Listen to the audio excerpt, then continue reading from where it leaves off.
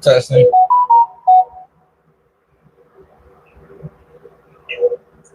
Testing. Testing. Testing.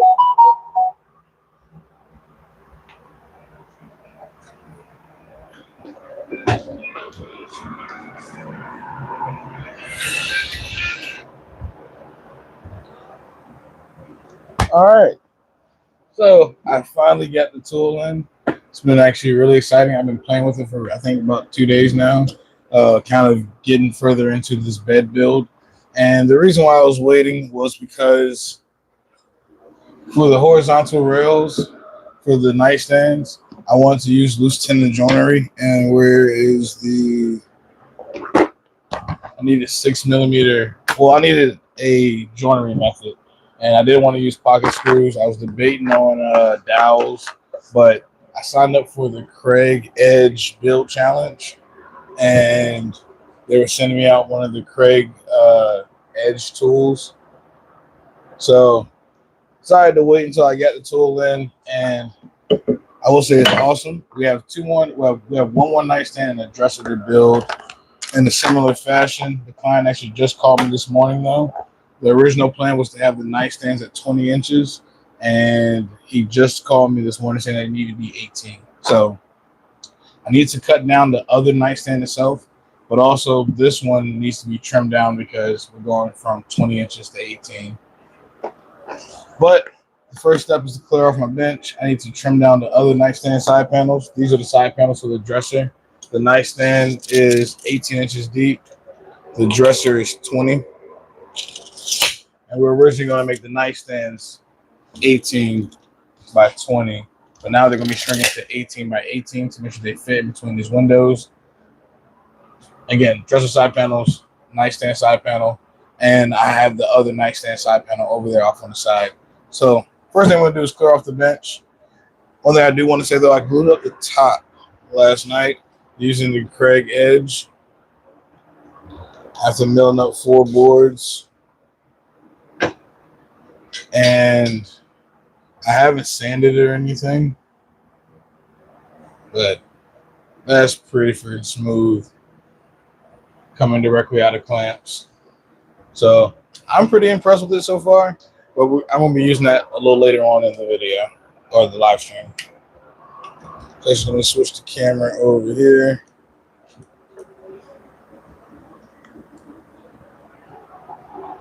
And let me move all the items I don't need.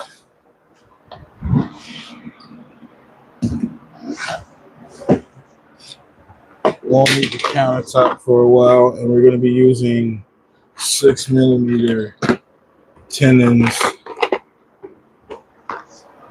So I can put these back in the box.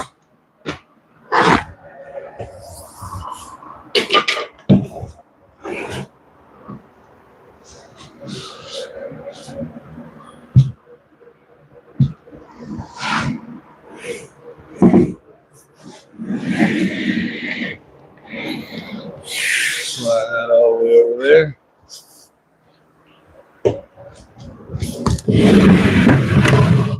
And I can grab the nightstand.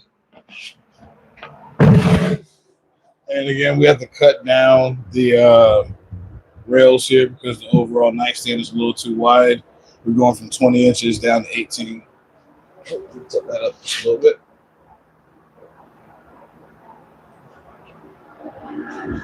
So I'll take this apart and actually cut this down a little bit later. We just got to clear off the outfeed table.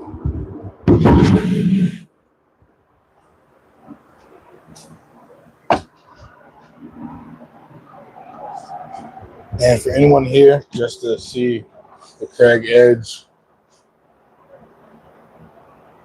I will say this thing has actually been pretty awesome.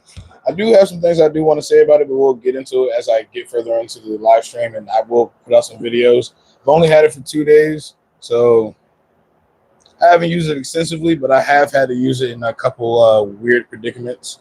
So I will say I think I learned a lot about it in my short time. So I'll show you guys pretty much everything I've learned and how it operates a little later on in the stream.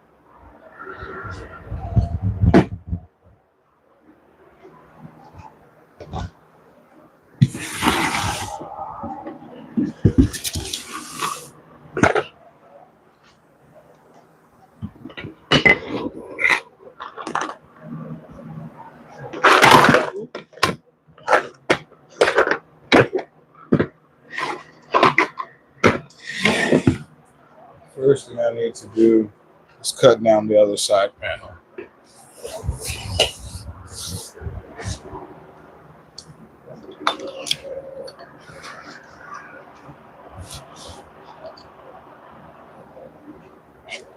Again, these two are for the dresser. I'll set those over there out the way.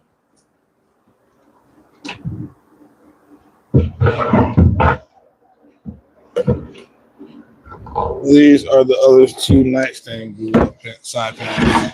And what I need to do is cut a square edge on the bottom because these are getting freshly out of glue up. So they're not flush at the bottom and they're also not square. I'm going to take the track saw, go down as far as the track saw can, and then finish it up with a router bit. And let me make sure the router bit is still inside of my router.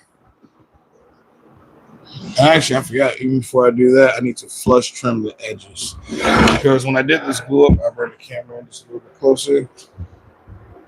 I wanted to create a rabbited detail where the styles met the panel.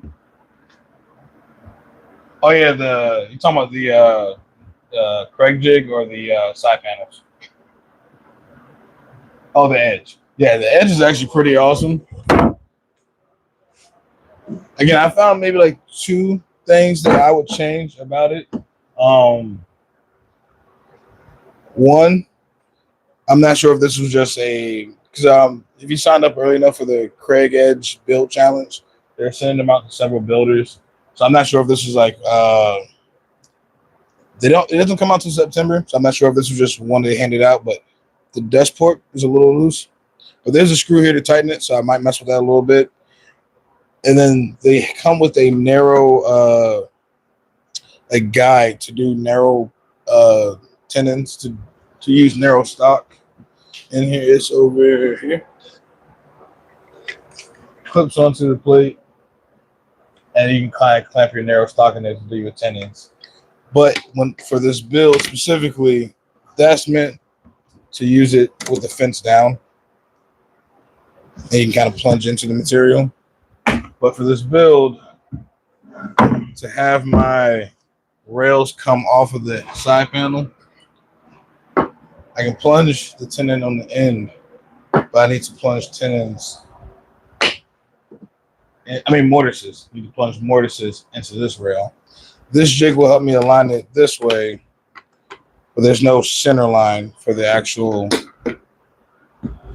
thing itself. There is a slot here that actually lines up with the center of the base. So I figured out what that is, which is 3/8. So I was able just to mark down 3/8 lower than what I want, square a line, and I've been going that route. And then the secondary issue is this works and clamps on when it's down at 90 degrees or any other angle. But if you turn it up, when that's attached, you're not able to tighten this anymore because you're going to be hitting that base plate. So you can't really tighten this. So what I figured is I'm just going to leave it loose, and since I'm registering off my material, it doesn't matter that it's loose. As long as I'm pressing down, it's going to be at 90. But it'd be nice to have some kind of indicator for where the center of your bit is when you're doing this plunge, and to be able to tighten down your fence so it can't fall backwards. Because if your fence is loose, hypothetically, you could be in the middle of a plunge and tilted. But again, with firm hand pressure here and hand pressure here, you kind of alleviate it. But I don't know, maybe a different style knob. But neither here nor there. The tool has been awesome besides that small thing that I've noticed. But again, I'm also using it in a very peculiar application. I wouldn't say this is a standard thing you would do with your loose tenon mortising tool. And I want this to finish out at 25. I think I have 29 inches. There's this one section right here that's kind of chewed up. So when I square it off, I want to square it off above that and cut all that off. So I have 29 and I want to finish out at 20. I have 29 and a half. Yeah, I want to finish out at 25. So what we're going to do first is actually, that's what I was trying to guess first. So with these panels, we get that rabbited detail. When I cut the joinery on my style, I left this thicker than the remaining from this rabbit. So these are a little bit proud. So first thing I need to do is actually flush trim these. Then I can square cut the bottoms.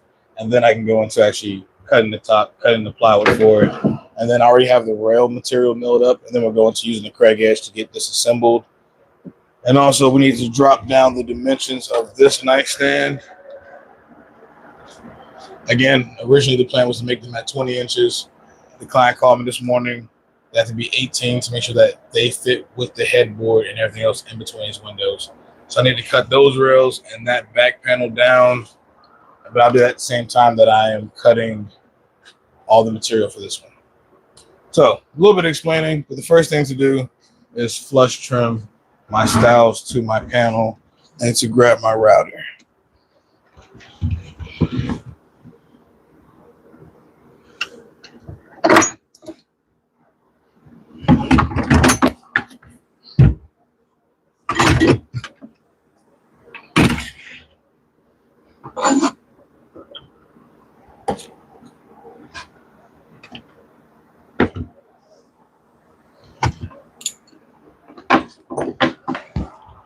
All right, and for the first operation, I'm going to use this bottom bearing bit, and it's long enough to trim that. So we're going to set that up in the router.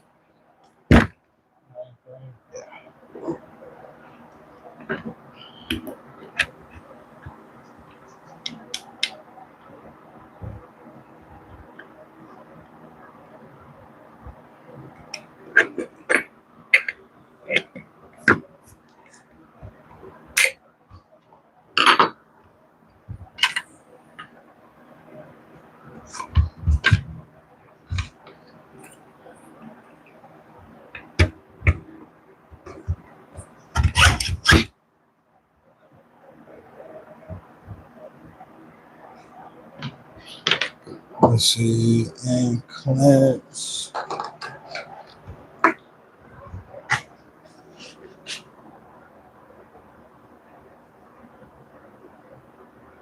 The 2 inches off of this. The first thing I'm going to do is use my track saw and router to give me a square cut on the bottom. So I'm just going to remove this bad section right here, and then I'm going to measure up 24. Well, actually, no, then I'm going to my table saw because my table saw has the full depth capacity to cut all the way through this. This is, I think, 2.5 thick. The track saw can cut 2 inches, which is why I'm going to come back with the top bearing bit in my router, and that's how I'm going to flush trim the bottom. But first step, though, again, because my styles are thicker than my panel right here, I'm going to have to actually flush trim that, and then I can come back and cut the bottoms. I need to grab my clamps, though, and I think I put them all up. There's one over there. Let me grab one more.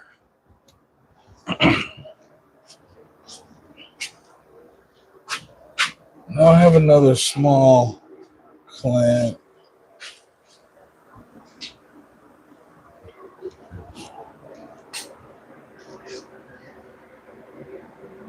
On the bottom of the dresser. These ones are the nightstand. The dresser has already been cut, but they all have the same side panel setup. But the 2 inches you're talking about, you're talking about on these. Okay, yeah. So this one's a nightstand, and the nightstand itself is already 18 inches deep, but it's 20 inches wide. So to shrink it, I'm going to end up cutting all of those pieces, pretty much 2 inches, and the back panel, because it's not glued together right now. The tenons and the dado in the back are holding everything together. But once I pull out the tenons, I can cut all the rails shorter and rip the plywood smaller.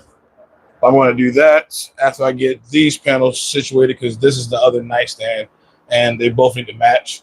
The reason why I did that one ahead of time was one, testing proof of concept, and I also, because on my YouTube channel I wanted to have video footage, so I did all that on video. But now that I have the whole process kind of figured out, the rest of it can be on live streams. So first things first, router's set up. Let me grab the power cord from up here.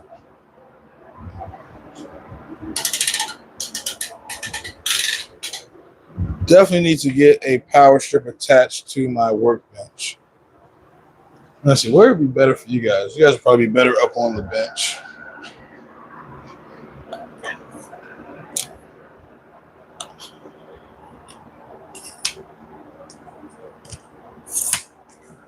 And actually, I probably can just use my smaller track saw clamps instead of my big 12-inch clamps to hold this to the bench.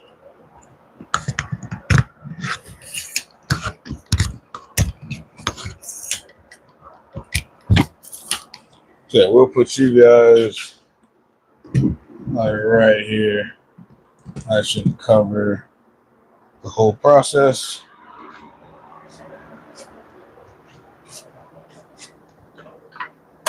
And where's my other track clamp?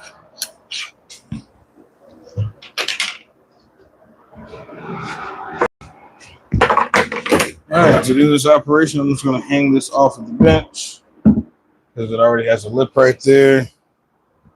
Bring one of my track saw clamps.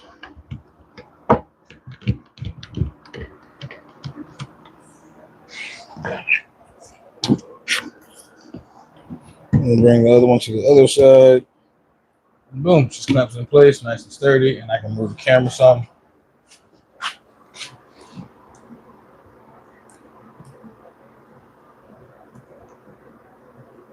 And tilt it down.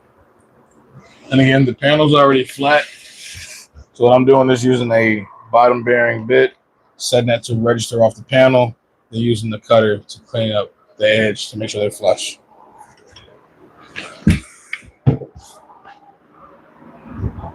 Make sure I have this one switched off. This one isn't digital. Switched off.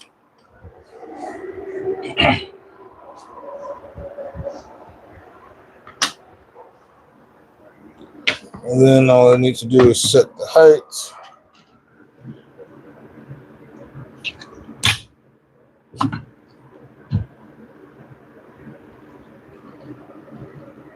And this cutter is like just barely long enough because it has the bearing, but then it has that spacer washer. I don't want that spacer washer to rub onto where it needs to be cutting. So I need that to be below it. And I want a little bit of cutter head above the edge of this material to make sure I'm getting a full cut.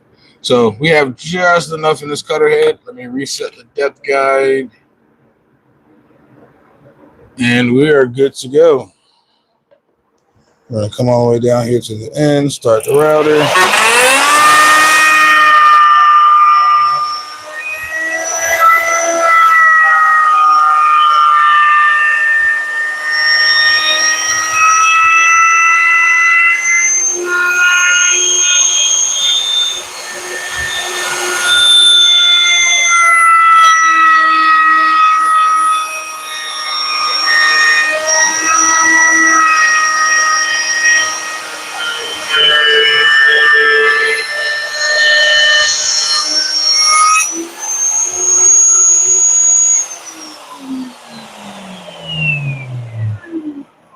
Yeah, beautiful.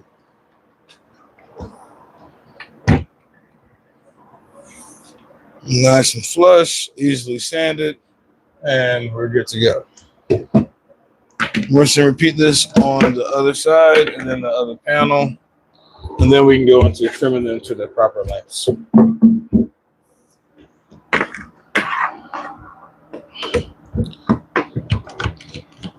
Not gonna lie, I didn't really have a full plan to do a lot of these operations when I started this project. Kind of just been figuring out the best way to do things as I go.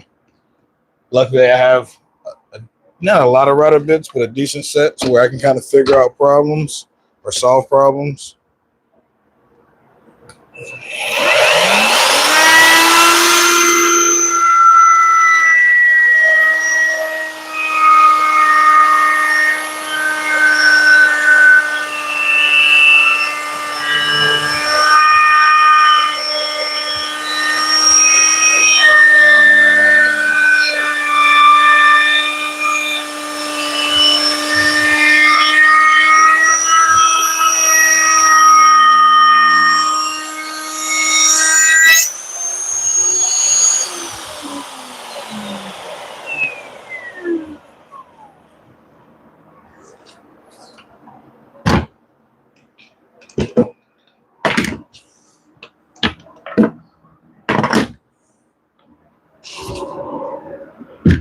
And just like that, these are now perfectly flush. And like I wanted for the client to have this rabbited detail on the side panel. We're able to keep that intact. And again, I think somebody asked me when I was telling about my process, they was like, couldn't you have just taken a router bit and gone down the edge and just glued up a solid panel? Could have. Rabbit is stronger than just gluing up, edge gluing that piece. But then secondary, that had been a really small router bit. It might be a bit that small, but I'd imagine it would break trying to get it, quarter inch deep or so. Oh, don't want to touch the camera.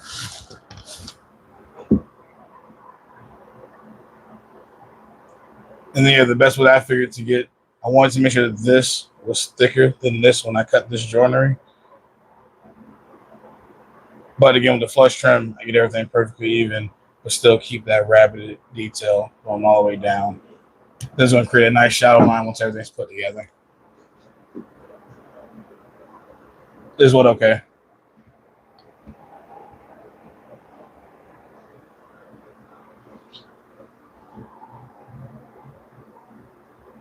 What, cutting the... Wait, is what okay? Oh, is that oak? Yes, that's hilarious. I might have dyslexia. And yes, this is red oak. So is that okay? Yeah, yes. This is all red oak. Red oak plywood, and then red oak for the material for the TV stand. He wants to stain it special walnut, so it's going to take pretty nice. Actually, if you guys haven't seen it, I actually have a little 3D rendering of what we're building.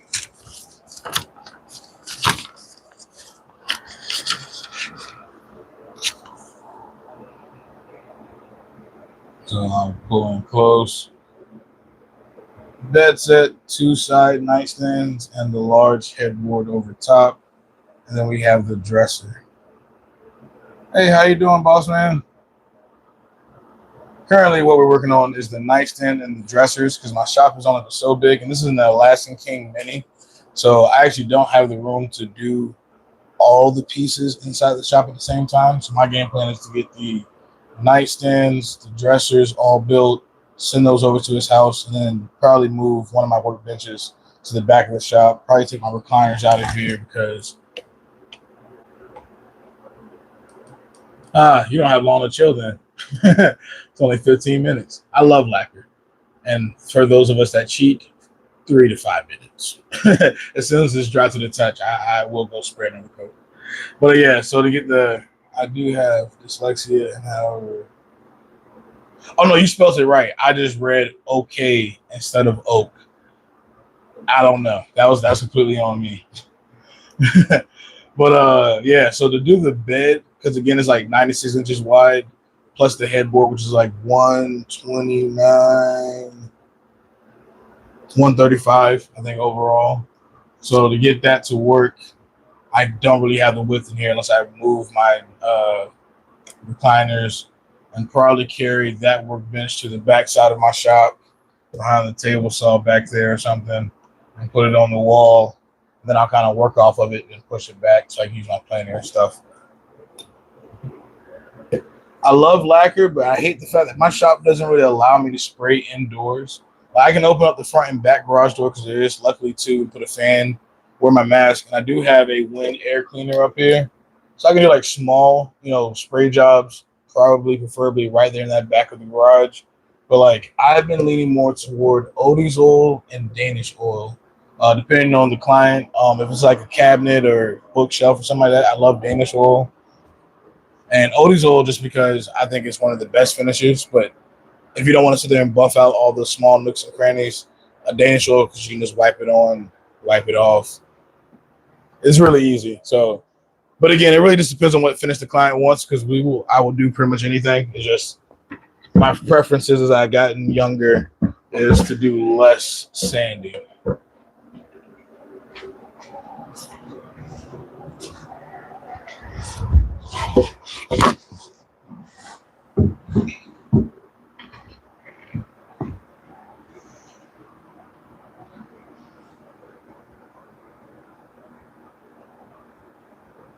Okay. See, I wish I had a lathe. That would be cool. Yeah, I wish I had a lathe. And spraying by the gallon, my gosh. Did you have a decent enough setup? Like, did you have like air cleaners and vacuum systems? I hate the fact that I have to do all the prep work and separate myself from all my tools. It's like I love lacquer, but I typically spray it outside. And if it's a big project, I do have two tents in the backyard. I'll kind of clear everything out of and kind of spray in there. But now that I don't want to do all that setup. Two, I like to do everything inside of here. I've been leaning more toward like oil finishes, especially like Obi's oil. Like if I really want something nice, and I do like a polyurethane if I have to brush it. Only want something really protective, like a door or something. But if it's quick and easy, I'm going for some type of oil finish.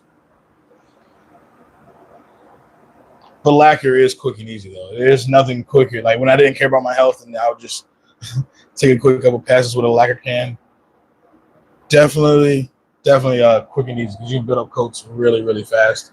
And yeah, you're supposed to wait 15 minutes, but I as soon as it drops to the touch, I'm gonna spray on another coat. You can build up 5, 6 coats very, very easily. And maybe if I had a decent HVLP setup, because I have a like a I don't know 30-gallon compressor in the back or whatever. I tried to use HVLP and it just didn't work out for me. Well, I don't know too much about it though. So I tried and like I got it to spray a few times, but then sometimes it didn't spray. I thinned it. I went back and forth, cleaned the guns, and then I was like, all right, I'm just gonna stick with rattle cans or other finishes.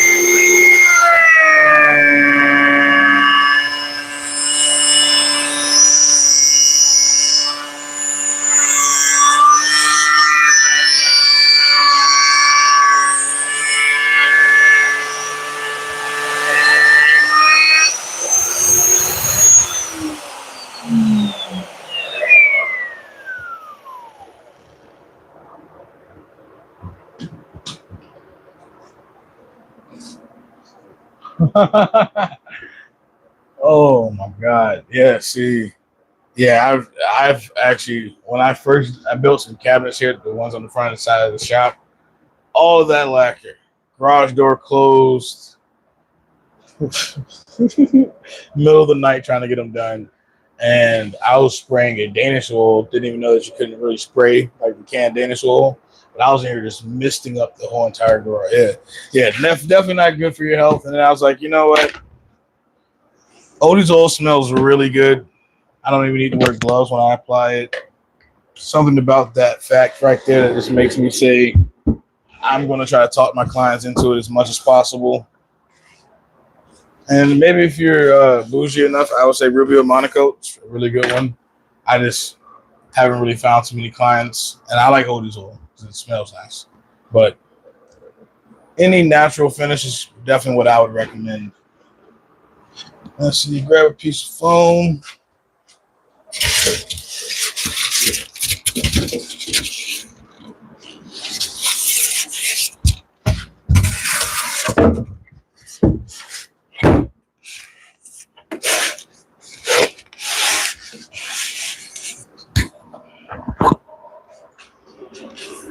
Next step is to find a square line on it. Let's get the bigger part of the square registering.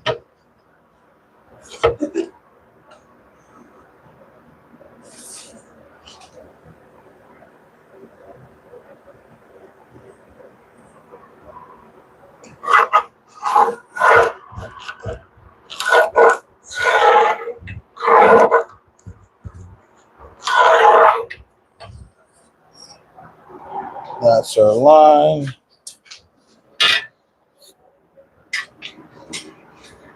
And also, before I get too far ahead of myself, I need to change my router bit because the track saw can't make that full depth of cut. So what I'm going to end up doing is pretty much going down with the with the track saw, and then using this top bearing bit along this new flush cut edge that I'll have coming all the way around here, which will trim up the rest of the bottom panel. And then from there, I can go over to my table saw and just rip it to its final dimensions, which is 25 inches. I do have a crosscut sled, but the larger one binds up. I need to reattach the rails. I haven't done that yet, so barbaric methods it is. How long have I been woodworking? Well, I would say this is my dad's garage. He built when I was like 3. So I've been out doing stuff since I was like, I don't know, holding 2x4s and whatnot since I was a kid. But I would say professionally, I've been in construction for about 10 years. And I've been woodworking probably about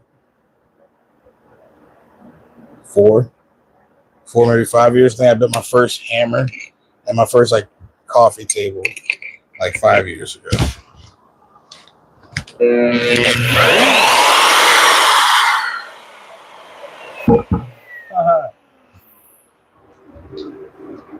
That's why I don't like this one. The other one has a digital switch.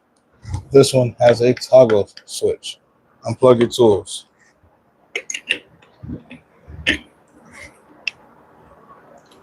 Got distracted. That'll hurt the motor.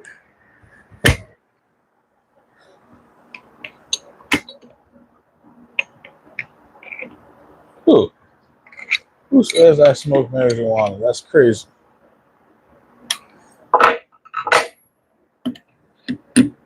And I remember, because this bit couldn't quite cut all the way through, I do need to leave just a little bit above the collet.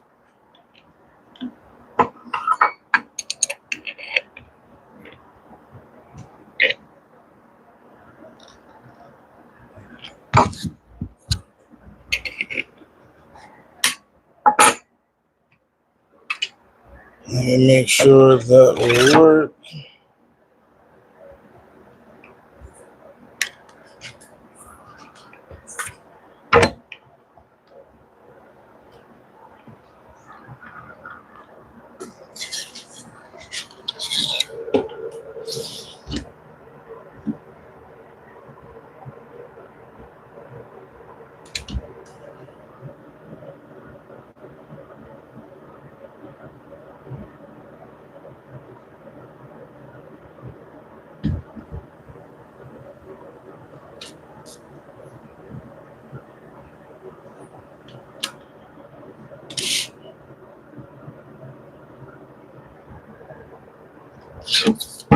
That will be the setting. Let me drop my desktop collar down, lock that in. Put the router away for right now, and we're going to track saw this first portion of this cut.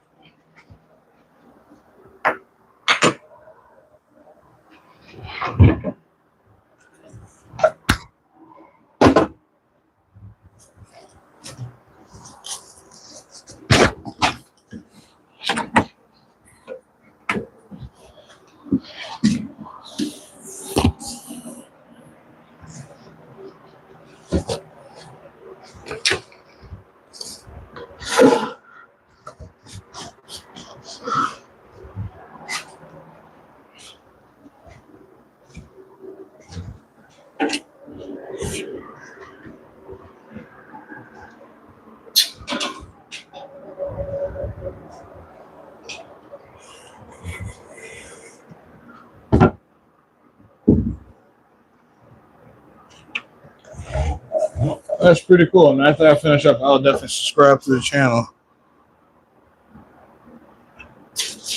Appreciate you for stopping by.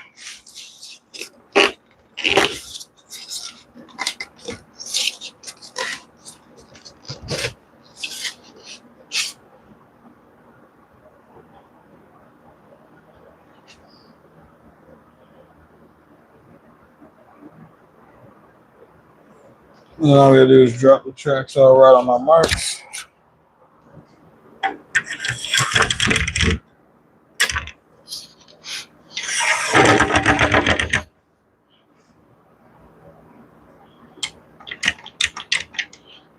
And clamp it down.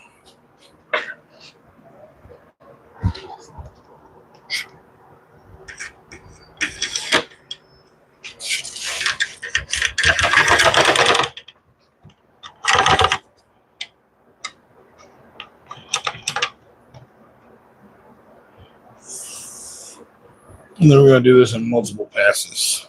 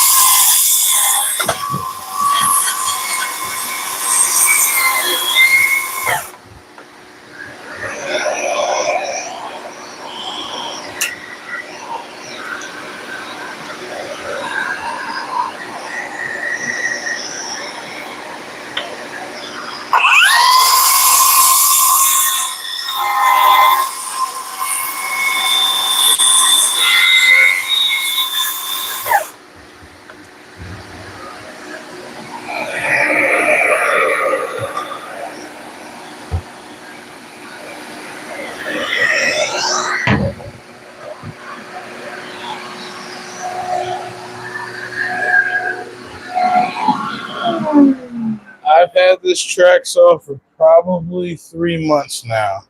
And I bought it on a job where I had to build a client like 10 doors. So I was scared to do the door installs without a track saw. So I went and bought one. I love it though. I will say I personally use the Flex battery tool line. I really wish they had a track saw out, but they don't. So Milwaukee was the track saw of choice. And then at the time when I needed it, I couldn't get a Milwaukee track in time, so I ended up buying the Makita track. It's all good. They all work interchangeably, so it's all fine. And I'll show you guys what we have over here at the cut net with the track saw. Again, the track saw couldn't quite make that full depth, so we were left with these little nubs. But this perfectly straight edge here is perfect for my router to run along and clean up the edge, which I have a top bearing bit in there. So that top bearing is going to ride along this perfectly trimmed edge here to finish up my cut. And that's how I'm pretty much cutting the bottoms square.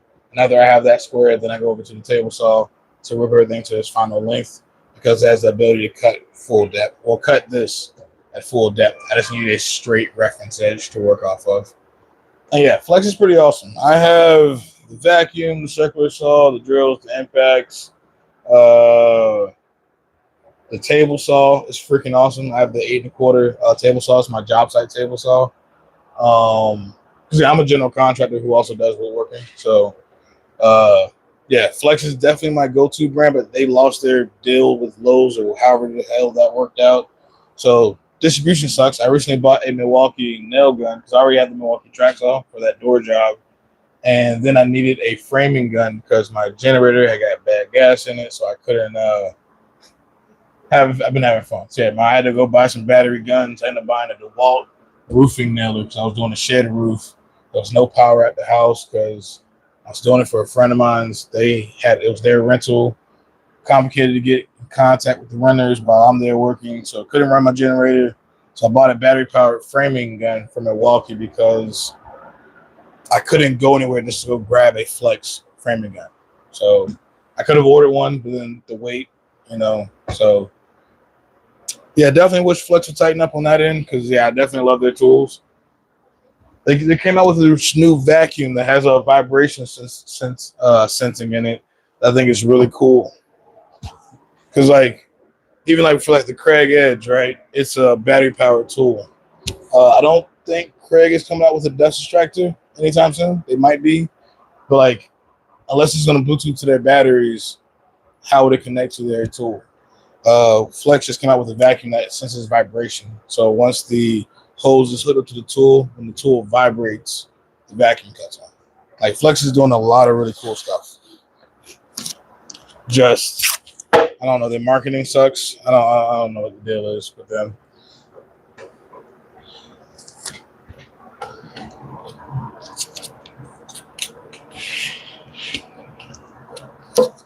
I'm not a big YouTuber, but I told him, I was like, hey guys, just give me some updates. I would love to tell people, what's going on, what store you guys going to, or, because I love the tools. If you guys need better marketing, I'd do that shit for free. Just give me some updates so I can tell people.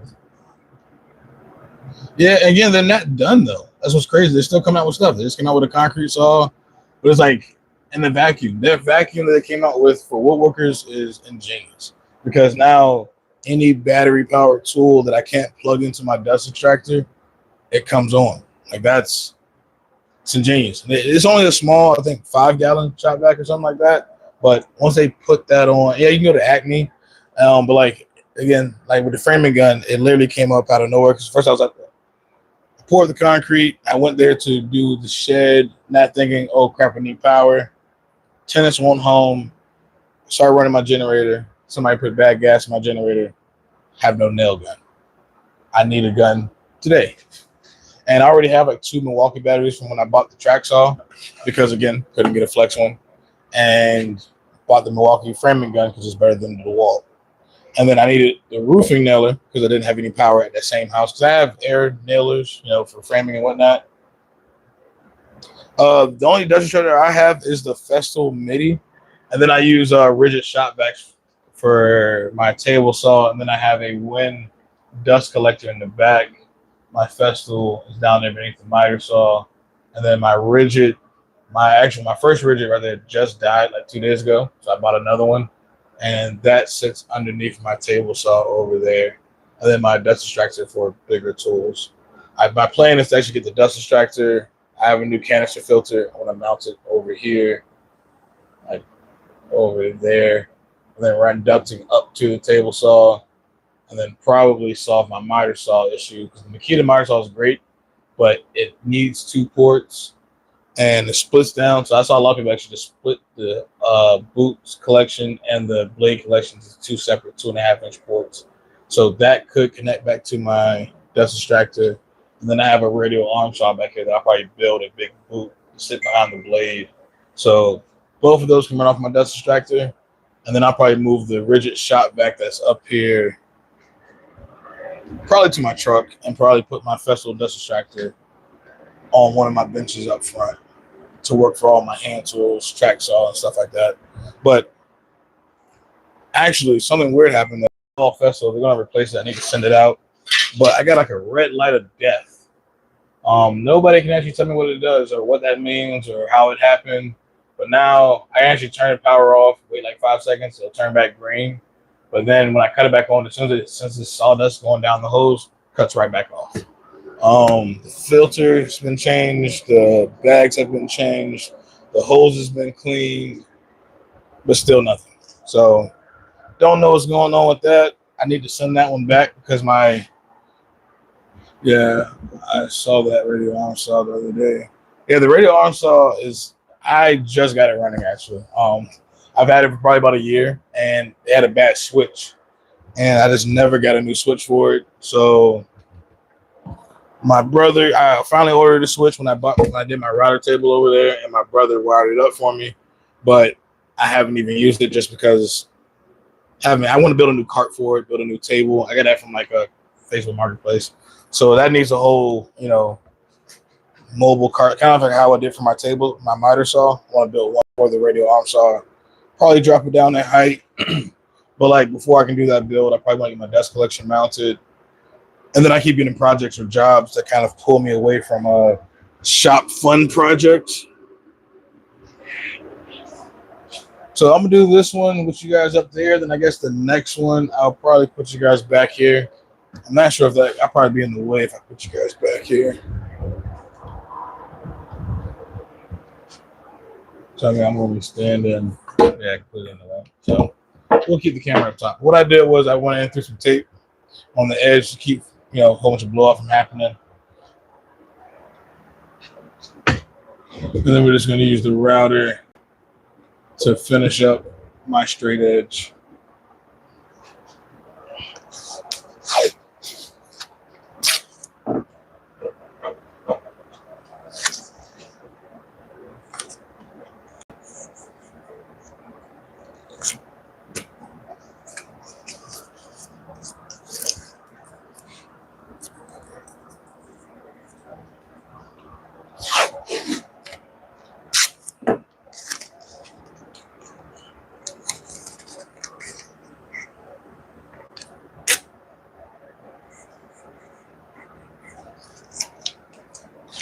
I wonder if the radio arm saw has a deeper depth of cut.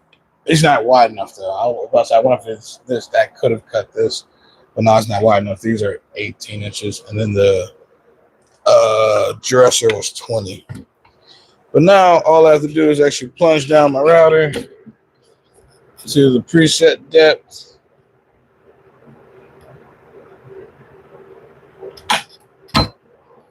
There we go.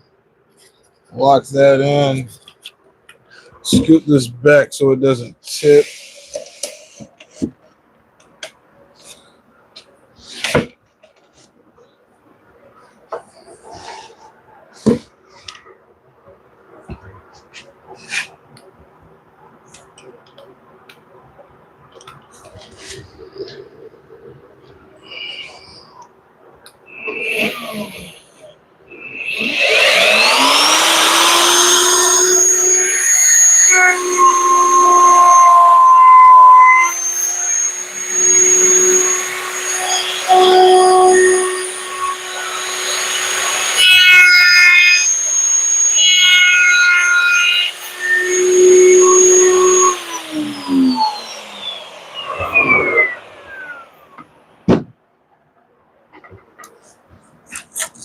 Seems like a very elaborate sequence of events to cut a panel. But I mean, I couldn't at the time, and still now, with the tools I have on hand, can't really think of a better way to do it. To get it nice and square on the bottom, and then from here, it can be ran on the table saw.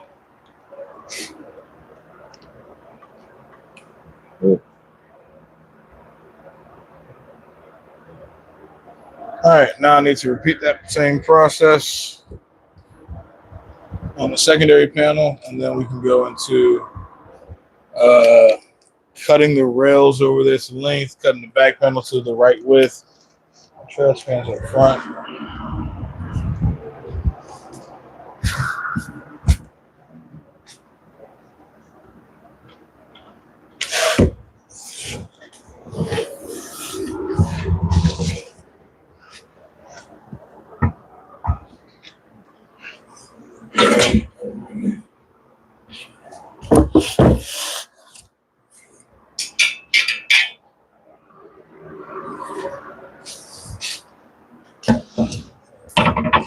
Yeah, camera's looking better up here the whole time.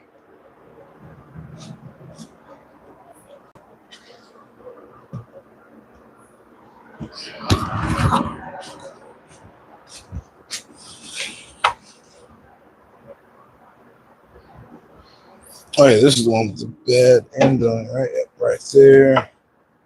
Make sure I cut above that because I still have plenty of room to get my 25. So this is going to be the finished edge, or the bottom or the top. I haven't really decided, but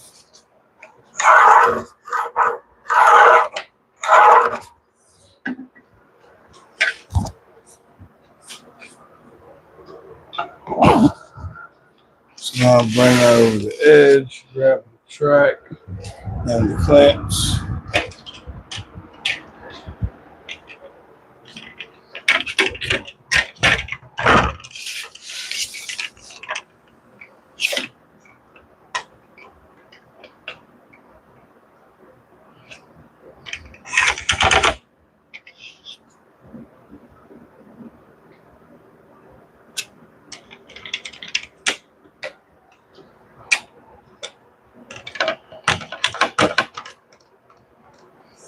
Tracks in place.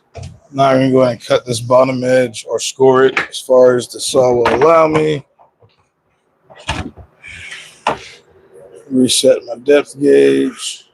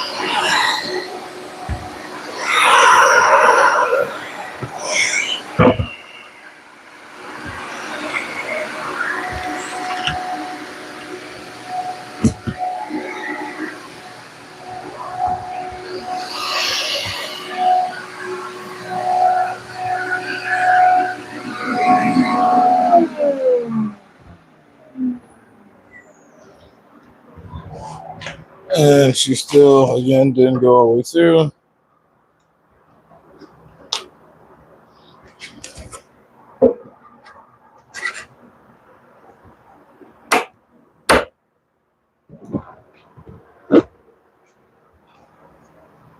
This time I actually took a thicker chunk off. So what I need to do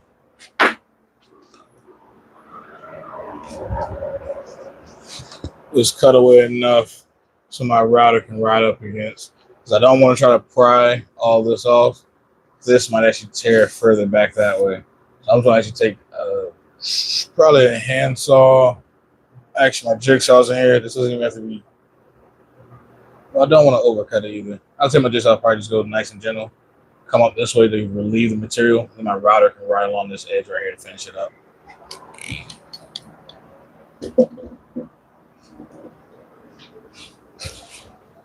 Is my jigsaw still in here? Yes, it is.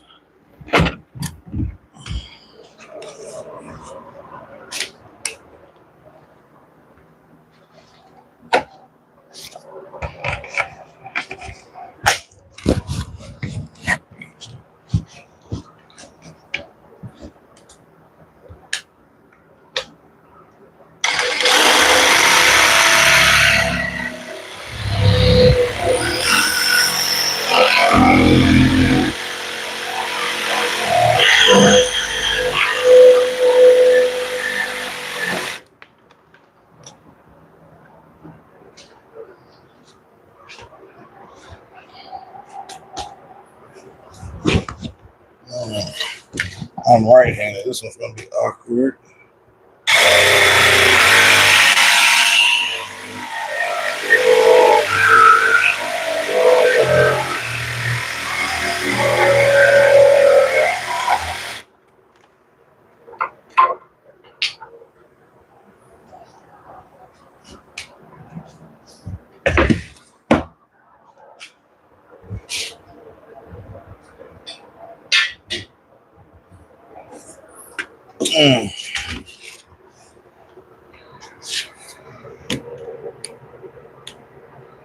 And that I'll probably have to do in multiple passes.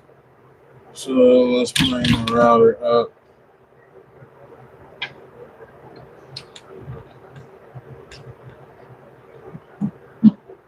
Actually, let me just cut that lower. I was being scared.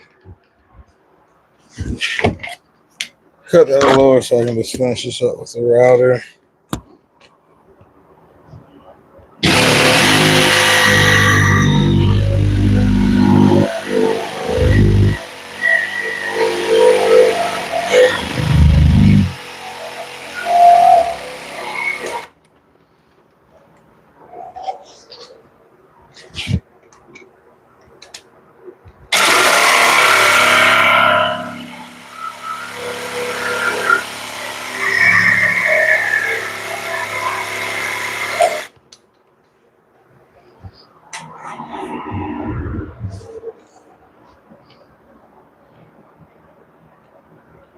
Also, another thing I will do. So again, last two times I cut off just a little bit to square off the bottom. This time I'm cutting off quite a bit. So to keep these from being so long, and yeah, I could just take my jigsaw and finish that off. But I'm going to use the router. So I'm going to take my jigsaw and just cut these short.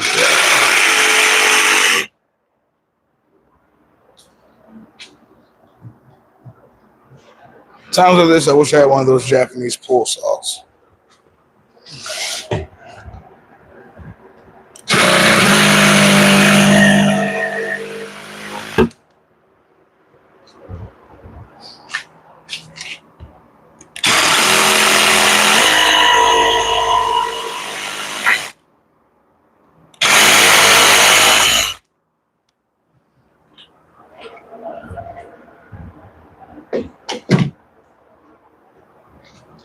The Japanese pull saws, a lot better for it's a better hand saw, especially for something fine like this. It looks almost like a flush trim saw that you use like underneath a door jamb.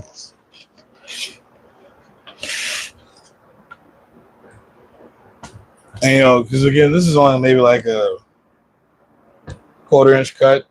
So yes, I could do it with my jigsaw, but I'd worry about my jigsaw either marring up this other face that was perfectly, because the track saw is set at 90 degrees, so this side is cut perfectly 90 and it's straight.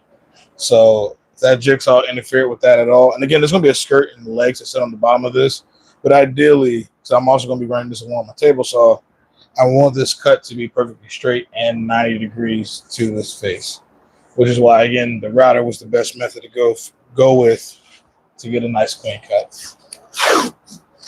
For me, anyway. If I had like a big bandsaw, I guess I probably could, no, because I wouldn't want to freehand it.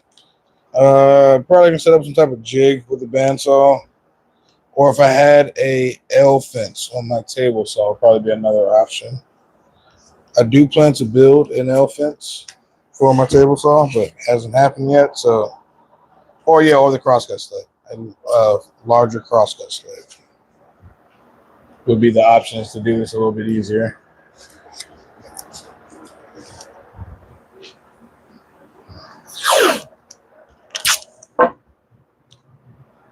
Oh yeah. Flush cut saw or the Japanese pull saws, they're both pretty much the same thing. So, but then the pull saw works on the pull stroke, so you can get a cleaner cut, and I think it has finer teeth on it.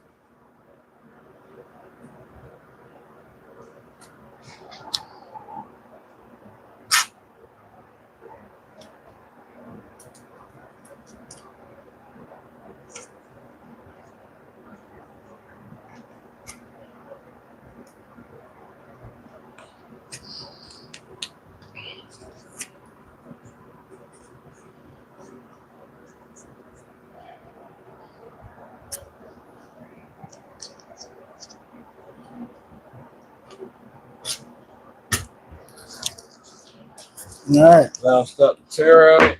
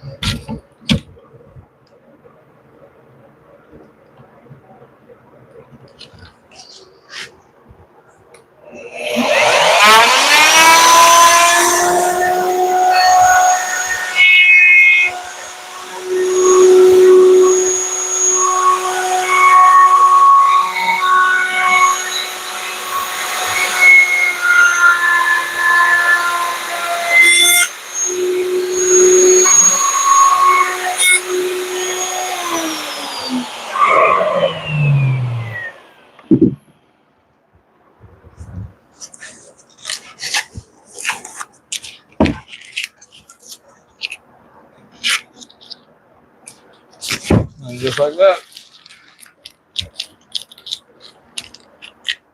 Yeah, the Japanese pool sauce definitely would have been nice for that. The next step, though, is to rip these on the table saw because now I have a flat edge to reference off of my fence. And we're going for 25 inches.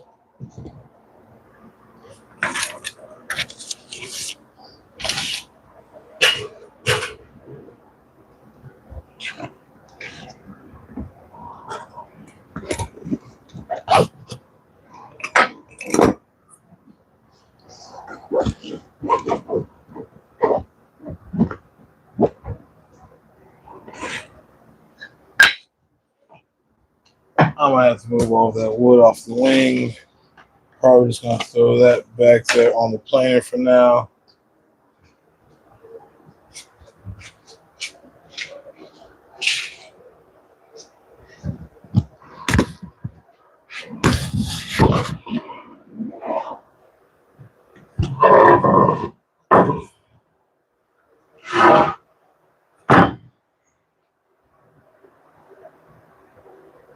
Oh, that router's been pretty awesome to me. I've had no complaints with it. Minus one. The plunge base has gotten stiff over time, but because I just got the Flex trim router and bought the plunge base for that one, and the plunge on that one is so smooth. So I know there are better plunge bases out there. As far as larger routers, though, I think I have two skill routers. So, and I've used DeWalt routers, but I've never used a DeWalt plunge base router. And then my old coworker used to have a Porticate. So, like, as far as routers, Skill is pretty much the one that I've used since I've been woodworking, just because they're affordable and I can buy multiple of them.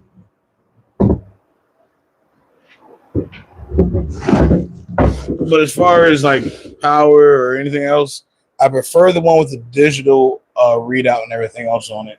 That's one that I have in my router table because I think it has higher horsepower.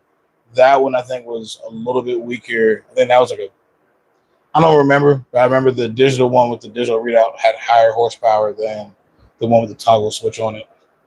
So the bigger one is inside the router table. The handheld one over there with the toggle switch is now my new handheld plunge-based router.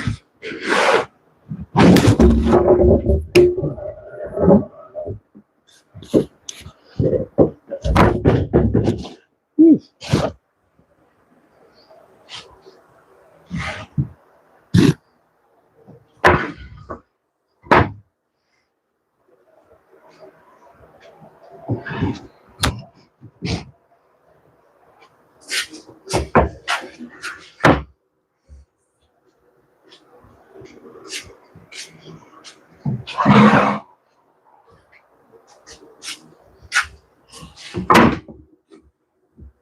I think it's time for a swig of water and a cigarette, and then I can rip those panels, the plywood.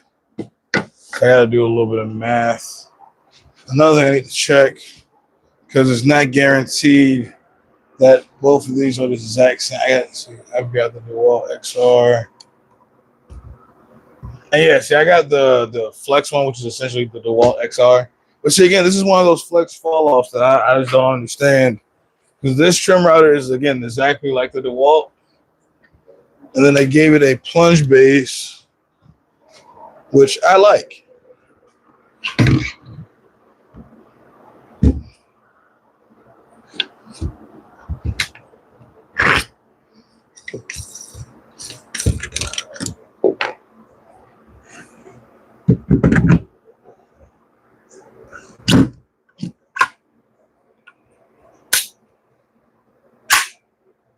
Like, it plunges really nice, super easy.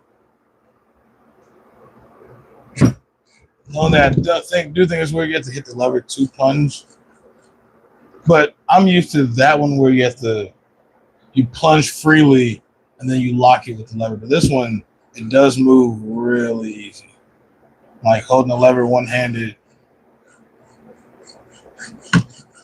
You know. So I'm like, that one could plunge a little bit better. But something funny though, this one did not come with a rail guide. And I asked Flex about it.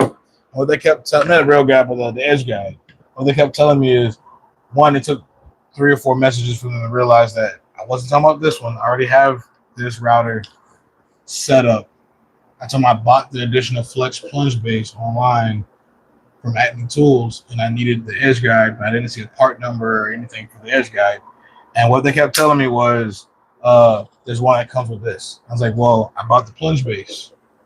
This one doesn't use the same edge guide. This one has a little clip-on edge guide that clips onto the base of the router. This one, though, uses, obviously, some type of rail type of edge guide. And what they told me was they don't make one and to find one but they recommend using one that's compatible with the router. So, don't know what that means for me. I got to figure that out. Did I just hit the remote somewhere?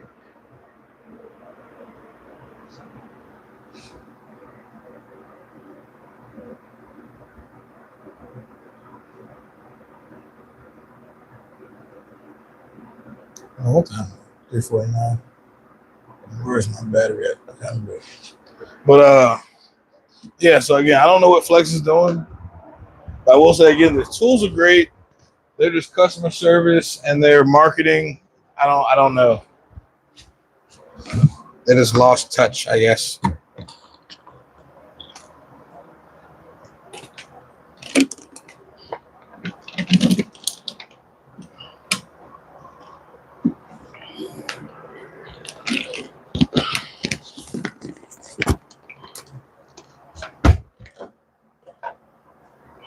So what did you say? It's either the DeWalt edge guide. And that's what I was thinking. But when I asked them directly at Flex, I was like, hey, do you guys know which one fits?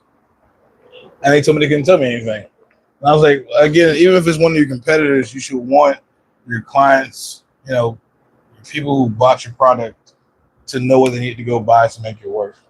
And they couldn't tell me anything. They just said use one that will work for it. And I didn't want to just go buy the DeWalt one and then it didn't fit. So then I'd be like, well, goddamn. Because, again, I use the DeWalt trim router. It's essentially the exact same as this Flex one. Can't really note any differences. Like the spin ring to adjust it and everything else is all the same.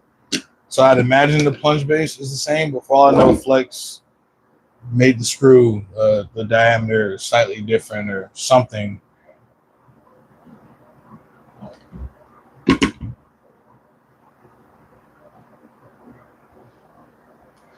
Oh, I don't have a DeWalt router. It was a buddy of mine's DeWalt router back when I was on the job site. So I've used them. I don't personally own one, which I probably could because at this point I have Milwaukee, Flex, Ryobi, DeWalt, now Kreg. What are the battery platforms do I have? I have pretty much all of them except for Bosch. I used to have Makita for my miter saw. So at this point, I might as well buy the DeWalt one just so I can have an extra router that I can actually compare the two and see what's the difference. Or if there is a difference at all.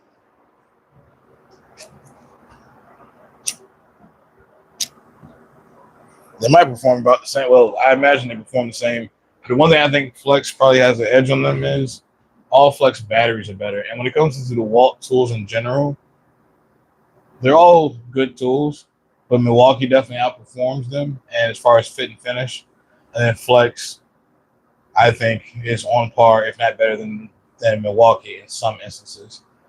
Like their table saw and the table saw and the miter saw for sure are better than the. Why is my phone doing that? The volume of my phone keeps going up and down. Don't know why.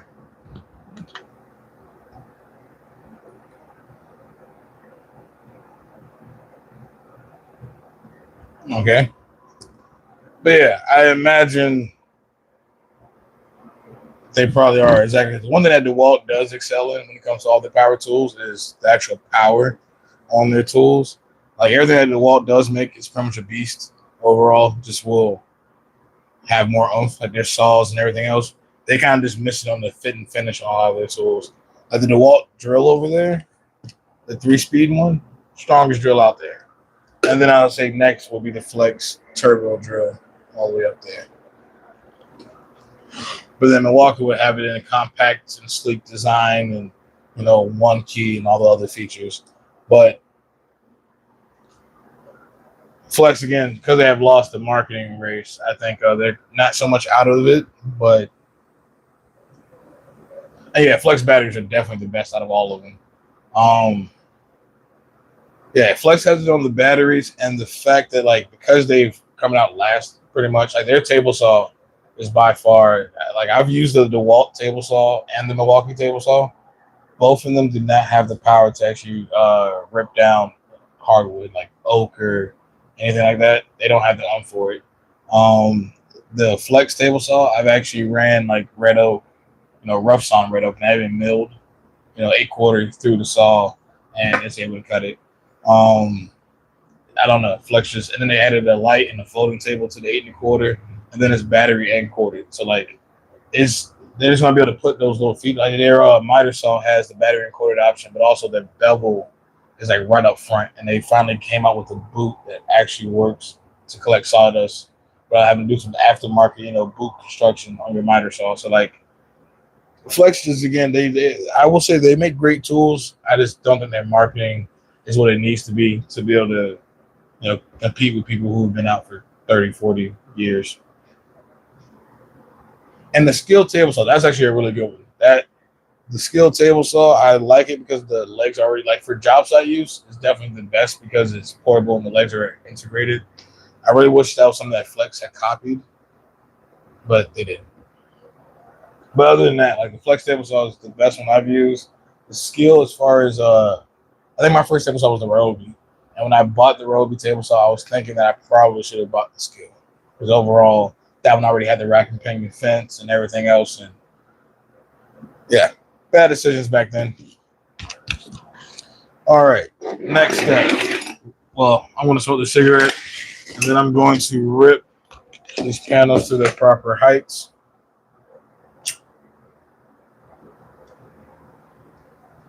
And then I can rip the plywood to the proper height. And then from there, we need to disassemble. And, before I even disassemble, I need to repair these two panels because I did do the flush trim on this lip. For all I know, this style here is a 16th or 1/8 inch thicker than the one over there. So their rails and their plywood might be different dimensions. I don't need to compare them pretty much and see if they are. They both came out I think that one's 2 7/16. If this one is the same, then I'm good to go.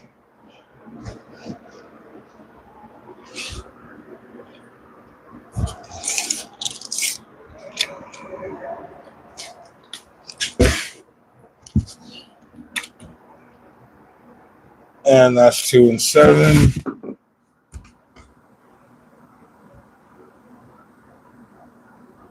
That's 2 7 heavy. So essentially, when this panel went inside of this dado, that side just got pushed up a little bit more. And it got clamped up. So when I flush trimmed it, this is now even, but this front rail is a little bit longer. So when I actually clamp everything up and cut my rails, I want to make sure that I account for that.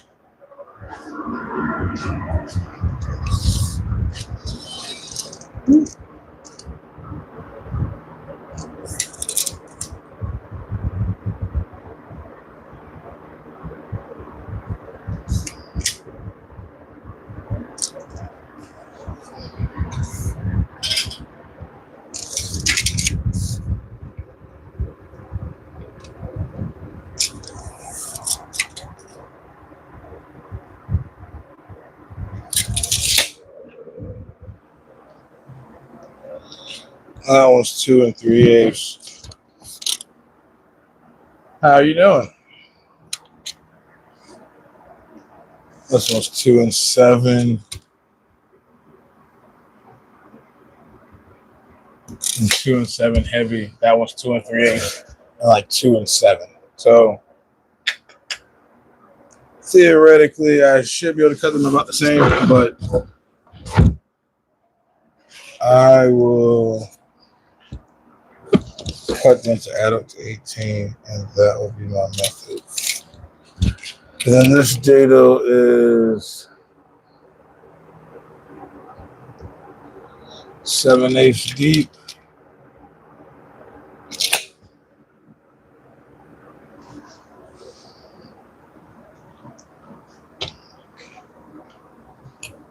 Actually, what I'm going to do.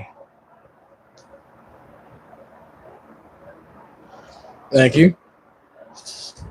So, what I'm going to do is going to rip these to 25, rip the plywood to 25, and then what I'm going to do is actually throw clamps on that one, take a measurement, see why I need to rip everything. Like if the top is, if the front, I need to rip off 2 inches, and I need to rip 2 inches off the plywood, I'll do that. But then I'm also going to take those same strippers and plywood and put it in these panels and see what the actual rail lengths need to be. And that would be the easiest method to figure out what it is. Because let's say it's 20 1/8, I need to take off 2 1/8. If that one's 20 1/16, I need to take off 2 1/16. So I can kind of just measure the box with it clamped up and see what I need to remove. And that is probably going to be the safest method. So to the table saw.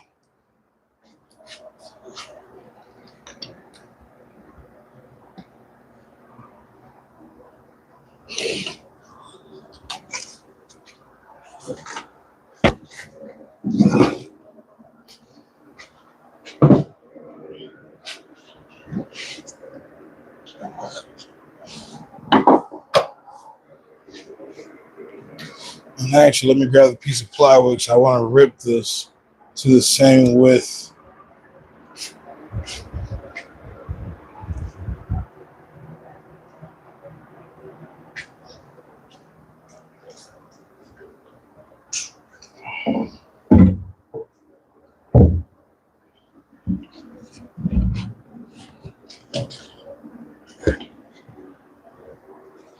This one is ripped at 25.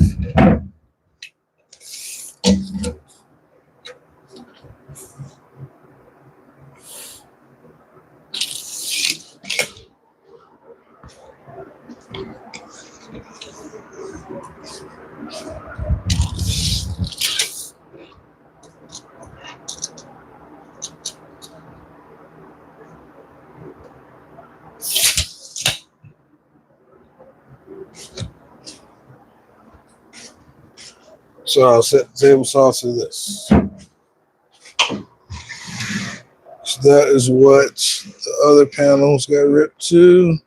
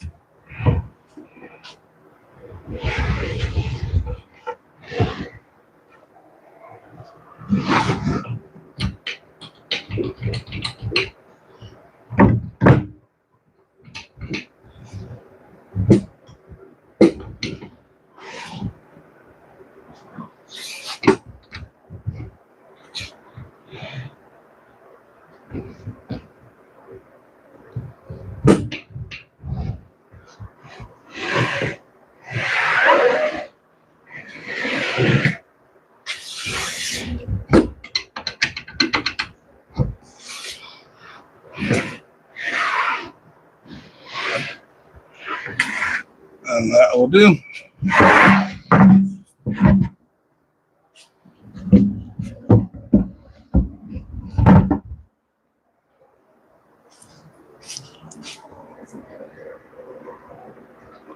And now we need to rip both of these side panels.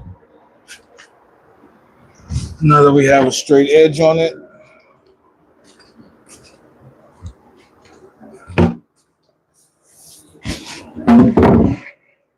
And then I need to switch over the dust collection because it was just on a track saw.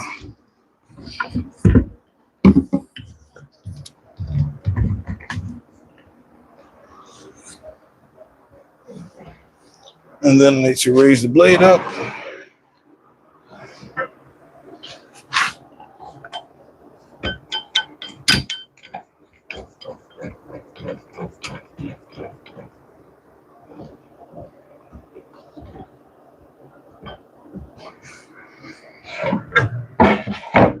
And grab my hearing protection. I can bring the other panel back here too.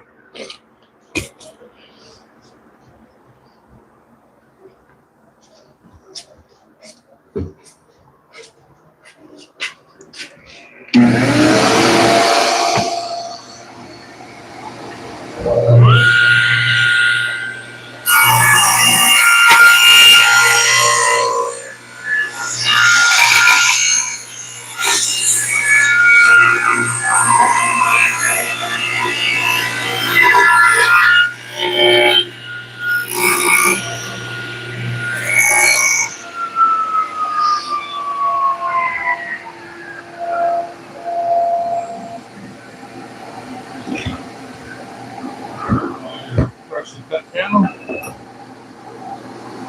One more to do.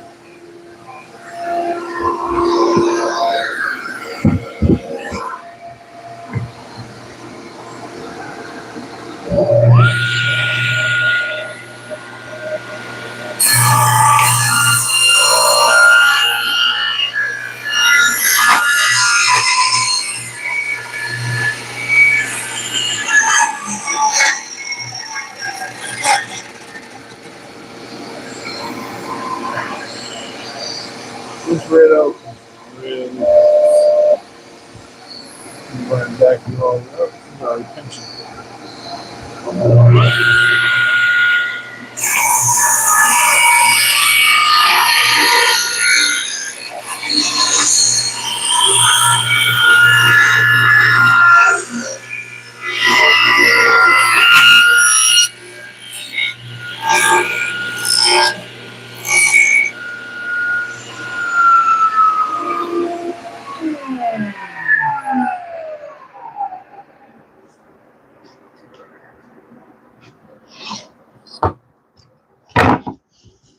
All right, those are my two side panels.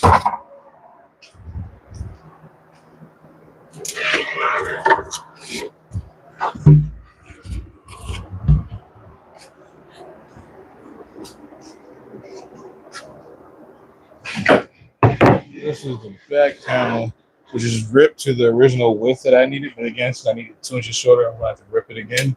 But I do need to rip it to its overall. Yeah, 16 7/8. Let me make sure this side is square.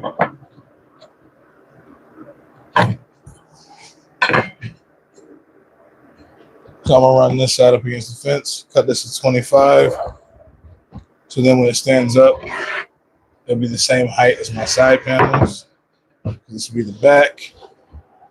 And then I can go ahead and figure out the actual width that I need to make everything actually 18 versus 20.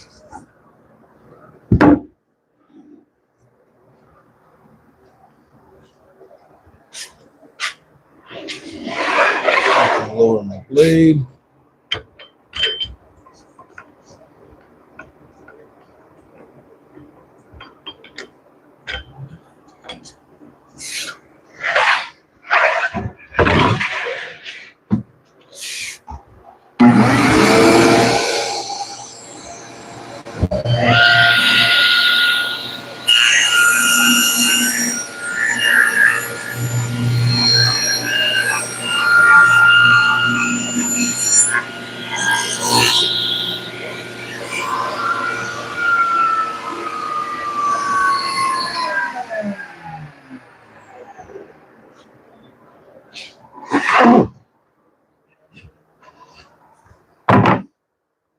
All right.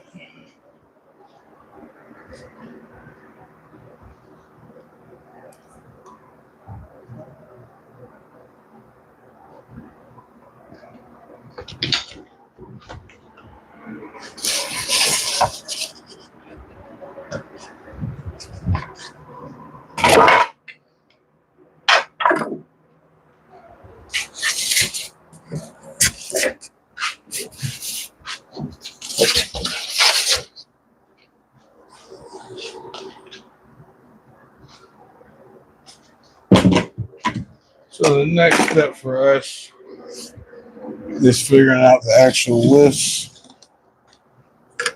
that everything needs to be.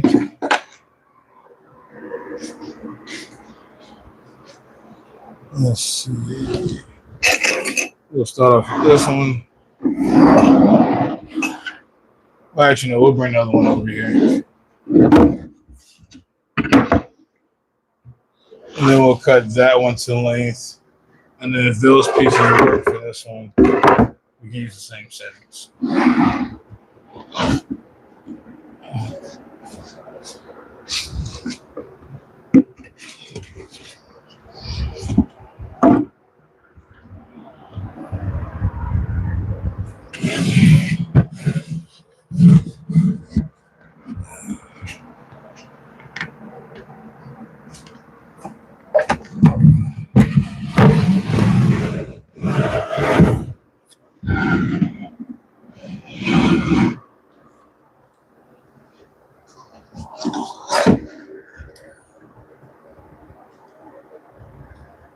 So that's the nightstand as it stands now.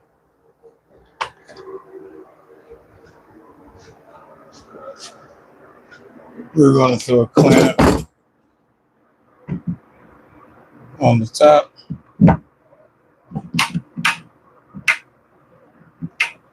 We want 18 inches. Let me slide this clamp back.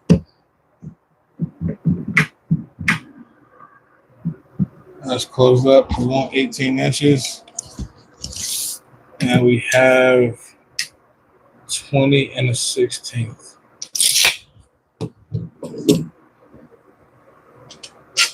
Let's check down here. Hopefully we get the same number. And we do. We have, well, it's like 20 and a 32nd, not quite a 16th. But for that, I'm not going to cut all these different measurements because I can't even get that accurate. We're going to cut them all 2 and a 16th shorter than they are right here. And that will give us 18 inches. So let's spin this around to the back. And then once I cut all these pieces, I'll test all these pieces in the other unit. And if it works, then I'll have my stop block and my table saw fence set up. And I can just rip the plywood and everything else to the exact same dimensions. Let's throw a clamp up here.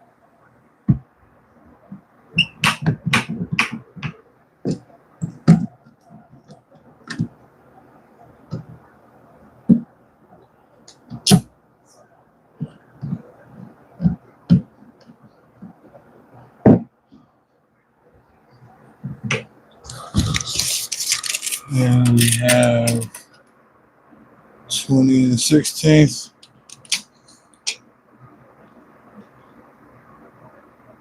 And 20 and the 32nd. So again, I think I'm just going to take 2 and the 16th off of each dimension. I mean, off of every piece. So with that being said, now we can disassemble this.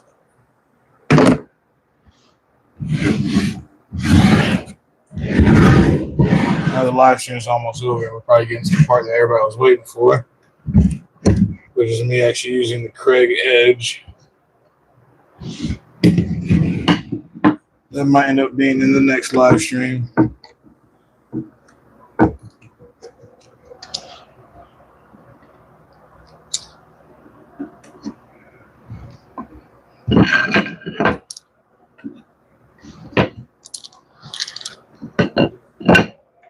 But I will say that it does work out really nice.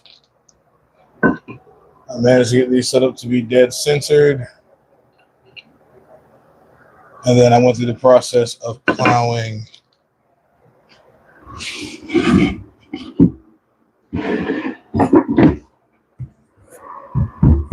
all of my slots along the edge.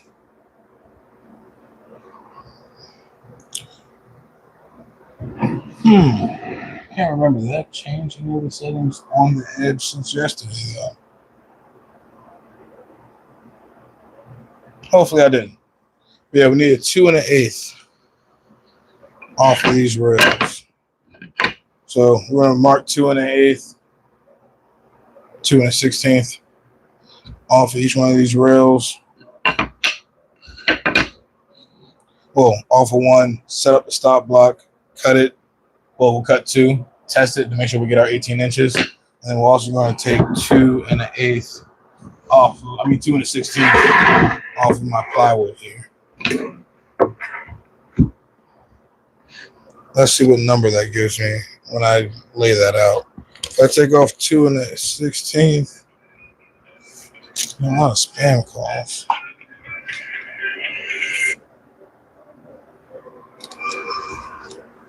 Take off 2 1/16.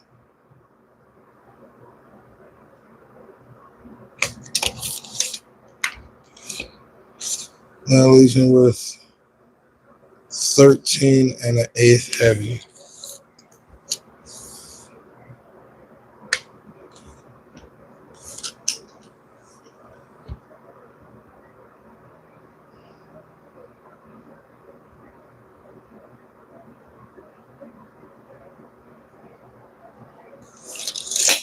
So that's what I'm going to aim for on my table saw. I'm going to cut this one first, test it out.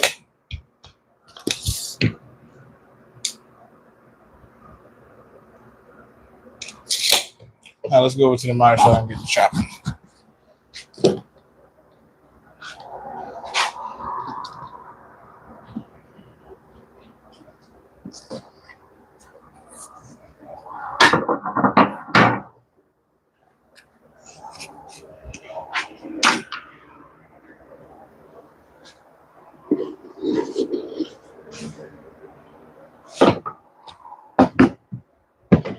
I already had a stop block set up. I have a flip stop. Then I had a block of wood that brought me to where I needed. Just going to readjust that and then see if it works for all my pieces for the other nightstand. So I got the pencil mark. I'm going to bring the saw down to where they'll just take the pencil mark. Hold that into place. Bring this board up against it, and then I can loosen up my stop block and bring it to where it's square against the edge of this board. Oop, moved it.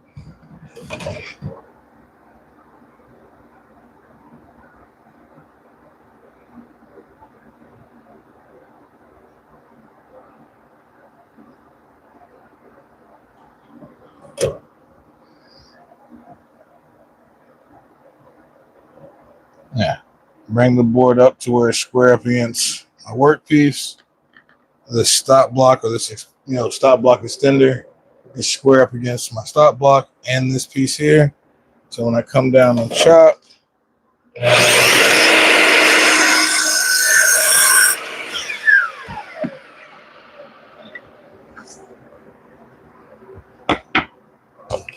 I'm getting my 13 1/8 heavy. All right, so I'm going to chop these other pieces, rip the plywood to the same dimensions, and then test and see if I have my 18 inches that I want.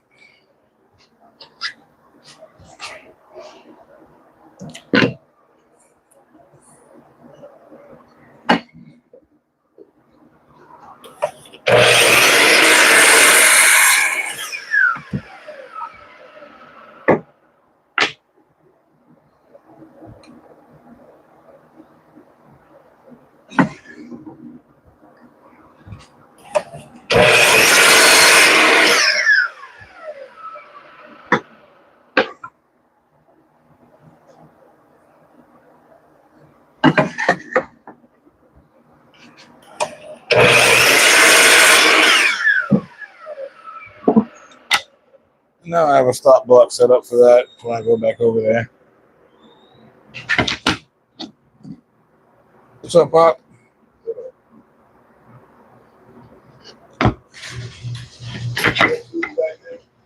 Yes.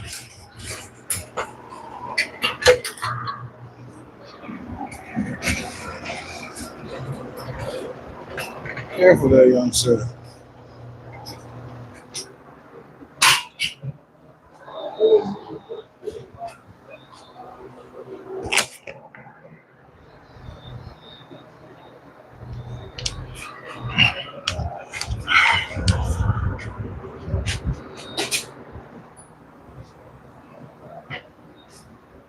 All right, next step is to recreate a 13 1/8 cut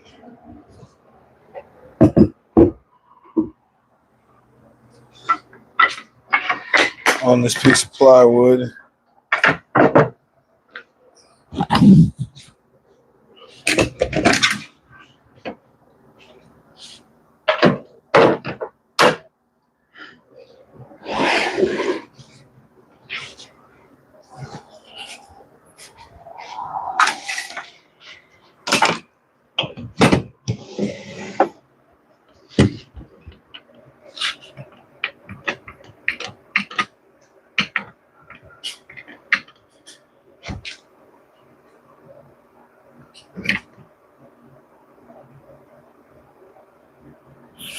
Oh, almost made a crucial mistake.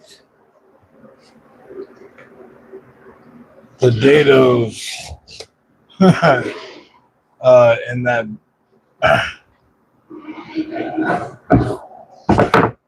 just because these pieces need to be 13 1/8 doesn't mean my plywood needs to be 13 1/8.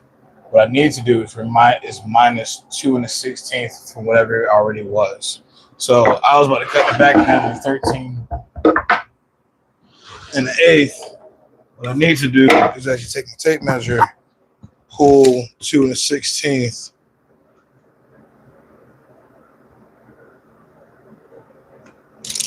and then cut it to 14 13/16. Thank God I cut that because yeah, these have a dado that these are going to slide into. So, and that dado is 7/8, 7/8 plus 7/8 is 1 3/4, 1 3/4 plus 13 1/8 is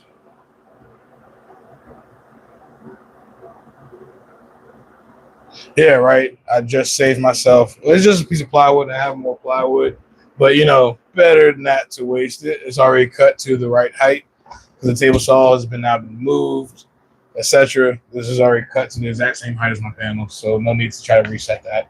So doing the math, want to make sure everything still adds up though. 13 1/8 plus 1 3/4, 14 7/8. And what did I just say this was? 14 and 13 heavy. So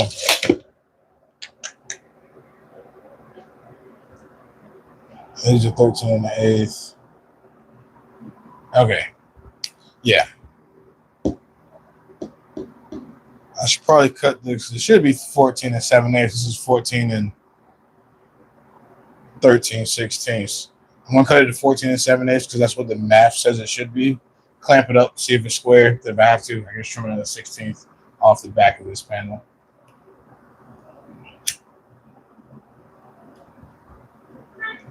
And then what I'm going to do is actually try this panel with the other this panel and these rails with the other side panels.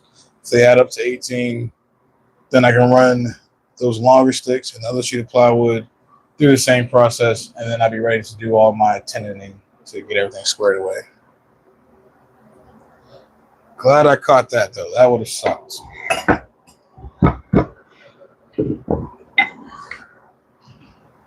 It's only because you guys are here watching.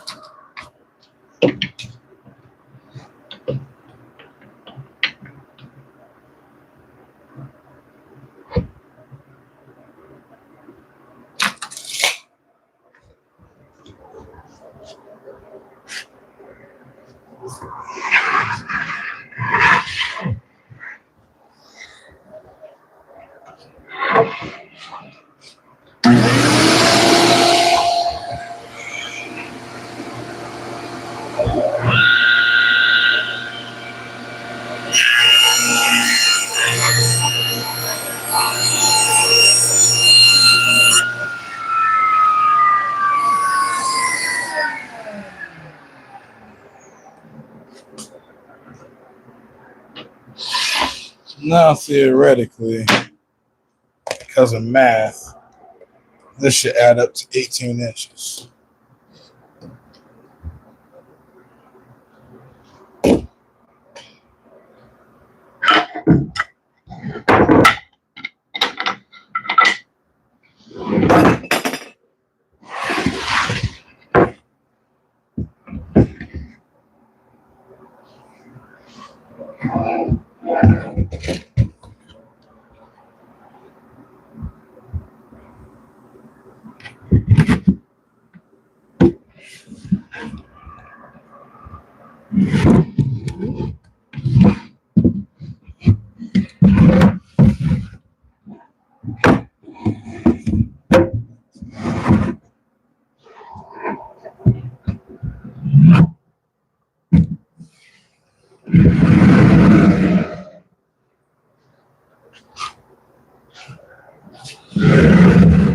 Let's check the checklist.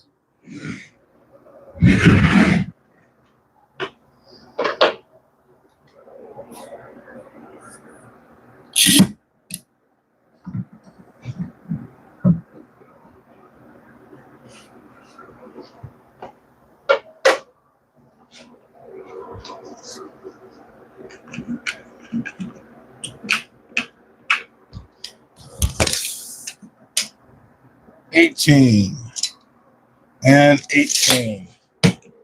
All right. Exciting stuff. We're not out of the woods yet, though. Let's check it out with these rails.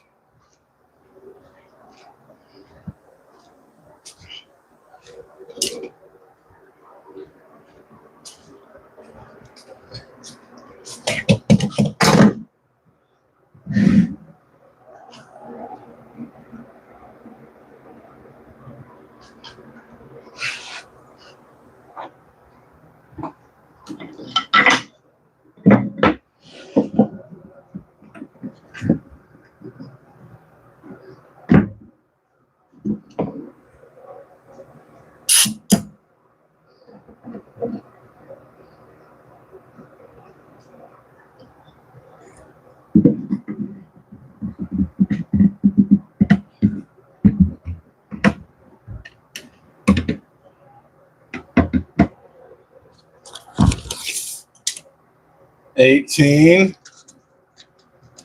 I almost got scared. I hooked onto the edge of the clamp right there. And $18. Okay. So this works for this nightstand.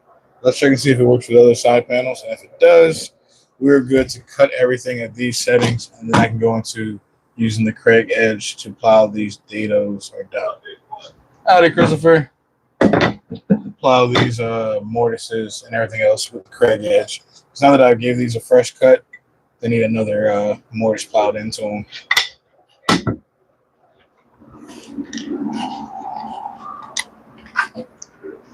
Howdy, Christopher. I'm stuck. I'm not. Good job, brother. I told you will. Appreciate you. If it wasn't for him, I wouldn't know anything. I'm famous, man. There's 5 people watching, 4 people watching. So yeah, I guess so.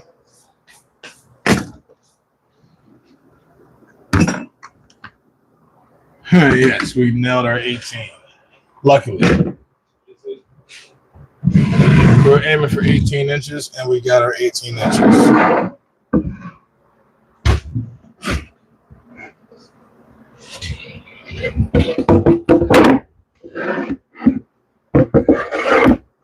She's complaining. What time is it?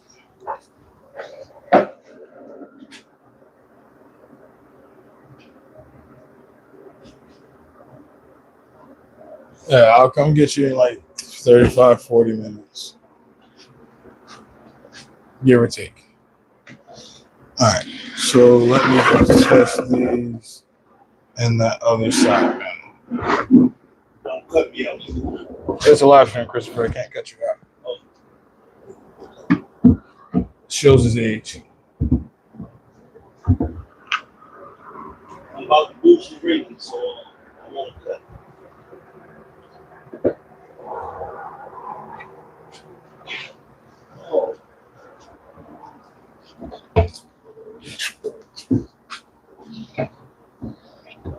Oh.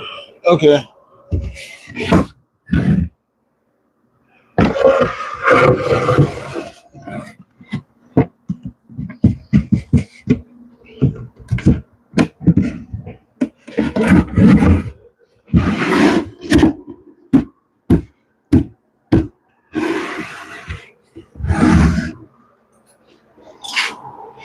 I'm hoping it works for this one too.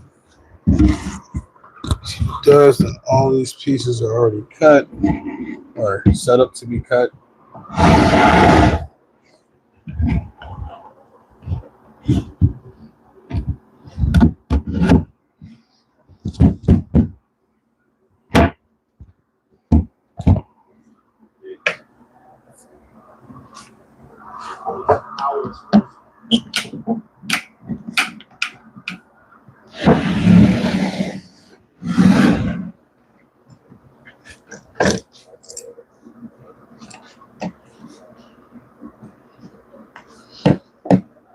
Let's see if this works for this one as well. Have fun, little brother. All right, Christopher. 18 and 18.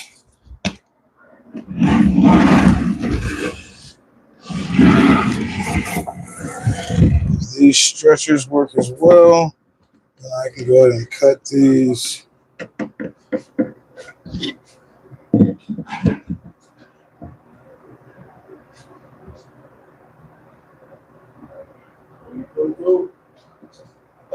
Yes.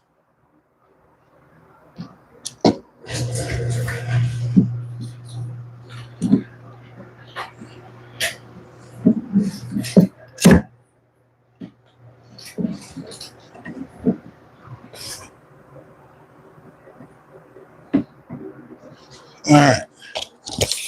Let me have 18 and 18. That works out. So, okay, that's actually awesome. I don't have to do anything else.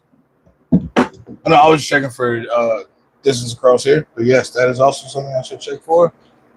I had checked it on the previous box, and everything was square, but I did just cut everything, so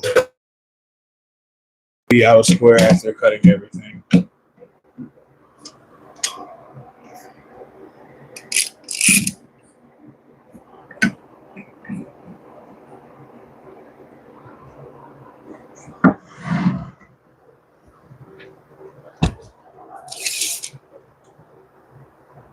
$25 and a half. And 25 and 3/8.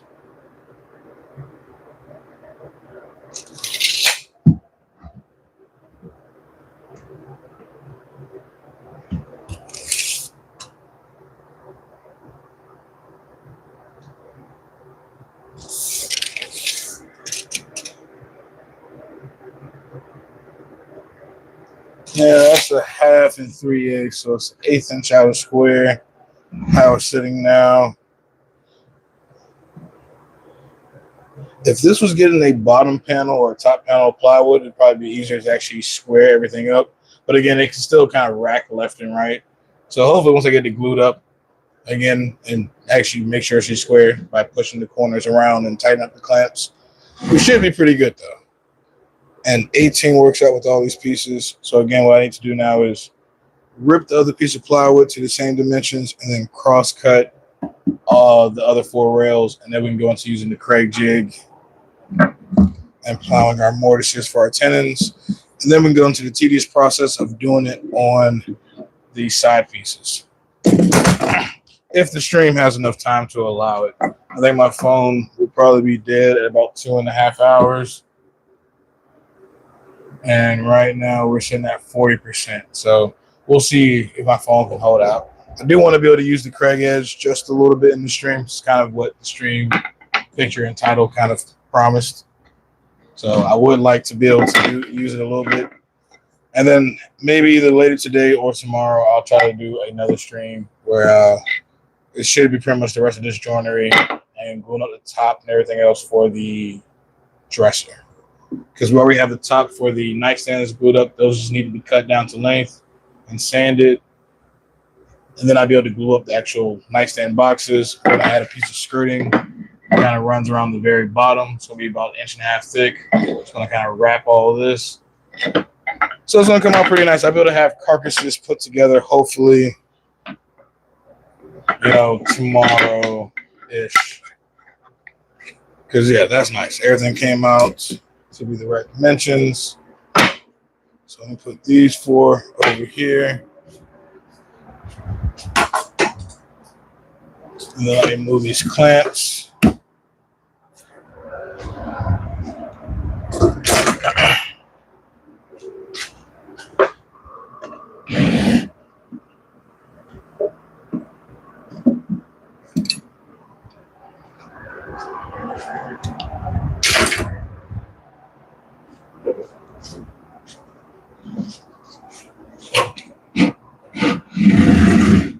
Yeah, more than likely it'll fix itself when it gets glued up.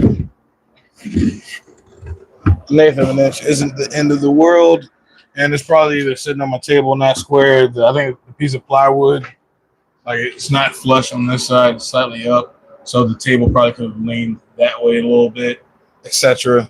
Something along those lines. So I mean, I'm pretty sure that can be addressed in the clamp up and glue up process.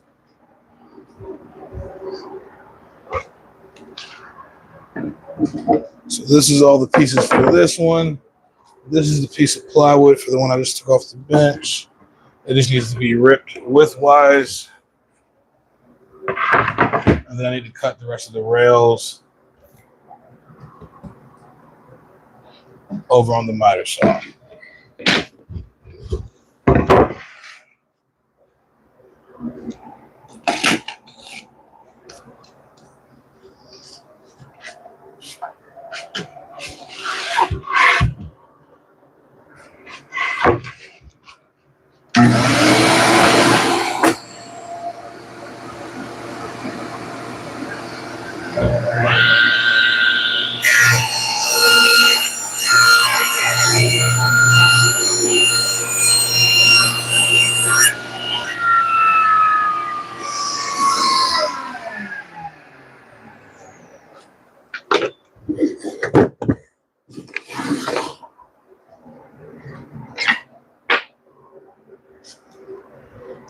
All right, and then I already have the strips milled up for the other rails.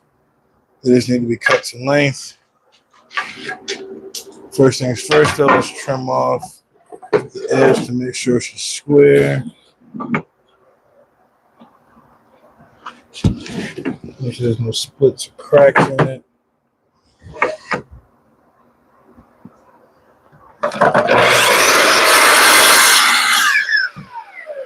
I'm going to bring it down here to my stop.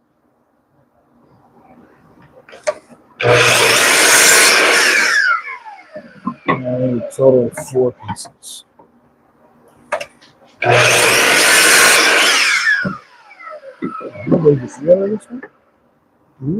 Oh, because it got shorter. That's another thing. The nightstand shrunk in size. Would have definitely affected my milling throughout this process because I cut stuff some of these pieces with the thought, oh, I'm only going to be able to get 2 pieces out of it, or I'm only going to be able to get, etc. out of this piece. With things shrinking, I could have built things like I think I have some rough sawn 8/4 pieces that I'm going to use for the skirt. These are going to get ripped in half, and originally with the nightstand being about 20-something inches, I wanted at least 26 long to actually be able to do the skirt piece around. But with it shrinking, I could have just made this 36, and I would have been able to get 2 pieces out of it and get 4 pieces. Well, 4 pieces because it's getting ripped this way, versus 2, just by adding a few inches to it. Stuff like that, hindsight, things change.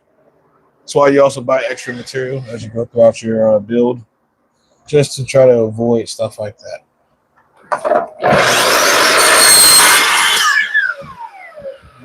I need one more.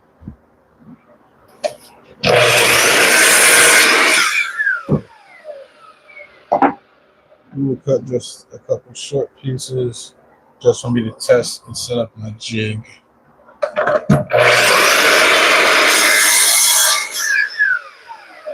Actually, it has to be at least this long. So just have to.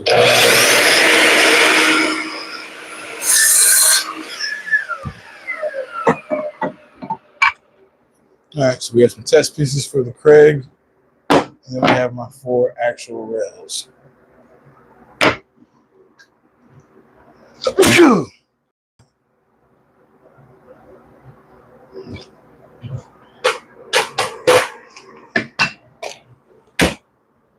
So for this Kreg jig, it has a narrow stock plate that you can put onto the 90-degree fence.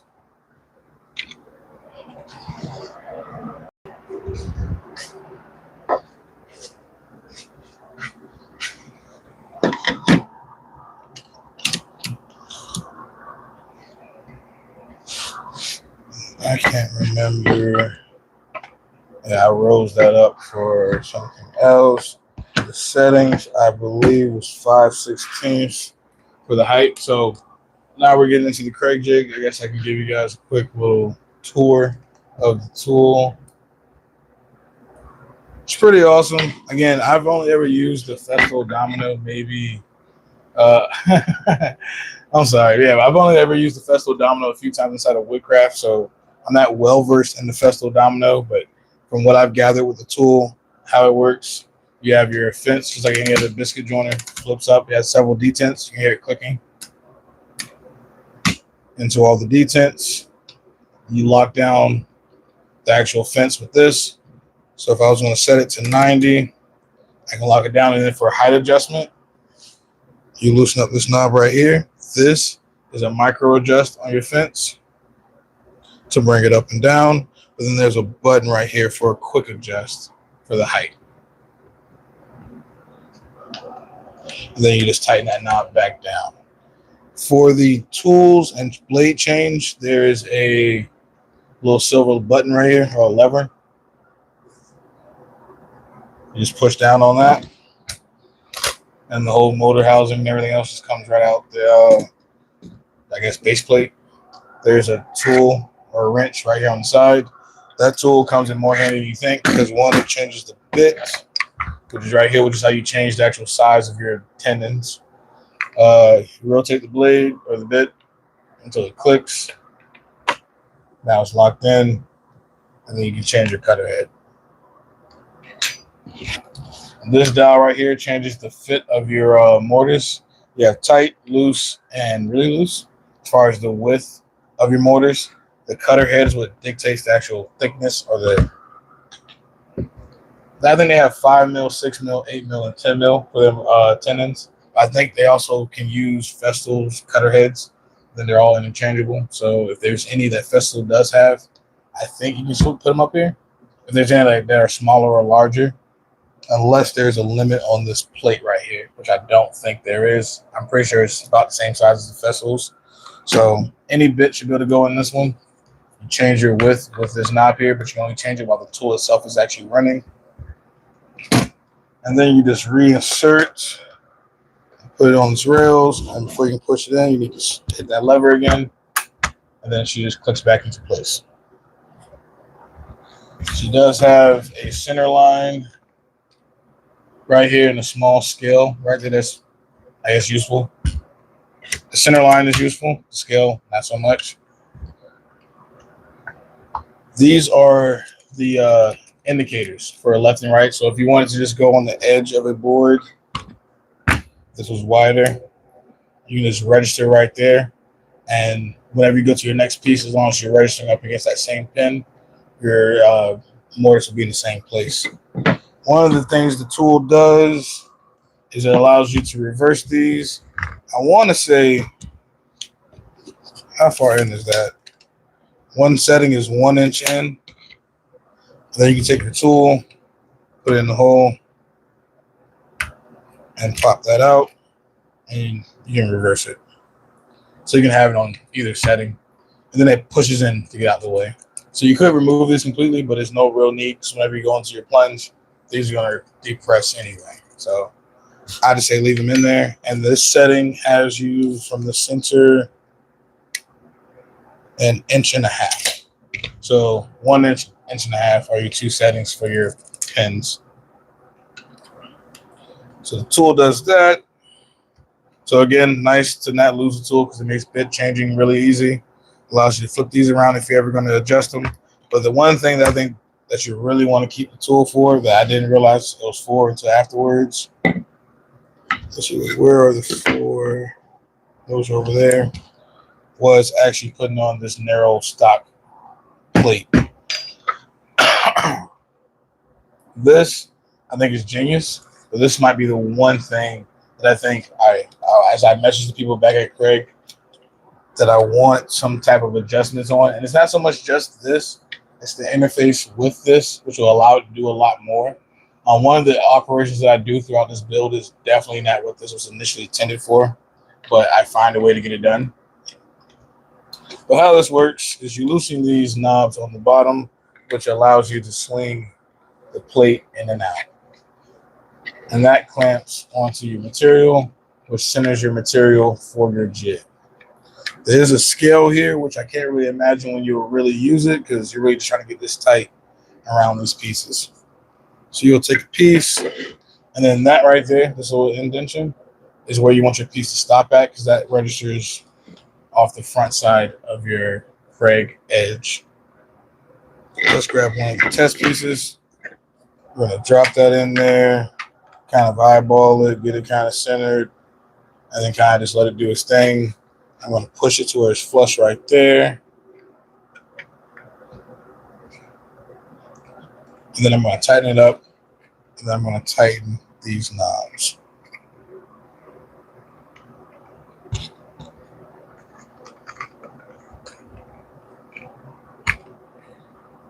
And those knobs will help me slap another piece in there to register it in the center. One thing about this, it's easier to adjust when it's off the tool. But then when you mount a two-set tool, you ideally want your fence down. And that's the one gripe that I have because the operation that I do later on, I might not show it now because we probably won't get into it on this live stream. This snaps on and clicks. The other thing that tool is for, because I had a problem getting this off, there's little tabs that this slots into, so it helps it register. So when you want to remove this plate, you got to push in those tabs. And then you will turn these to help lock the plate onto your Kreg's base plate. And now you have the ability to register narrow stock into your Kreg. So then all you need to do is clamp this to your table and then go into your plunging. We're doing 6mm tenons. We're going in 20 millimeters. So the next thing I need to do is set up my height to where I'm dead centered. I think my setting, yes, it also needed to lock down my fence at 90 degrees. Then I can loosen this so I can lower my fence. I think it was about just over 3/8 because my material is just under 3/4. I think that was the proper setting. And then what I was doing was taking this and one of my bench dog clamps,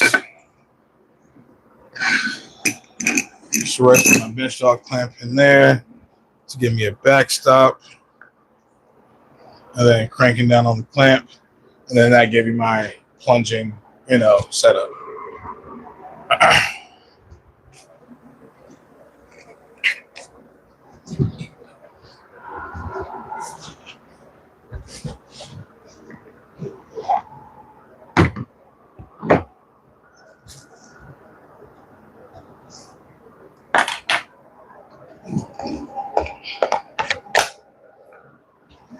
All right, first plunge with the Kreg edge. It slips right back over the material. Take your hand, you plant it nice and firm. I guess you guys probably want to see the tool a little bit too. Let's turn that view.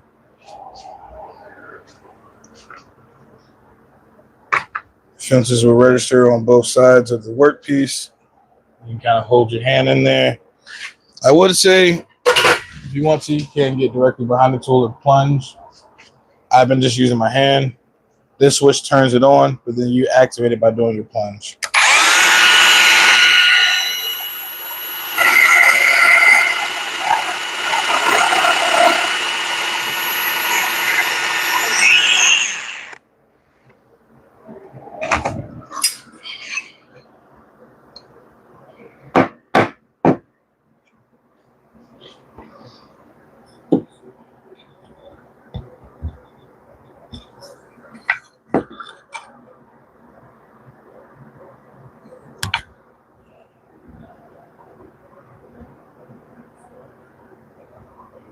Actually, the best way to test that is to just put so this is the one I did yesterday, and the one I just plunged is right here,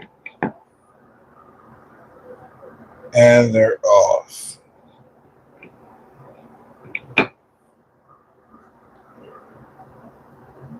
All right, now that's actually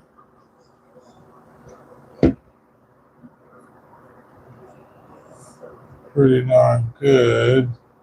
So I want to say that is the setting that I had it on yesterday.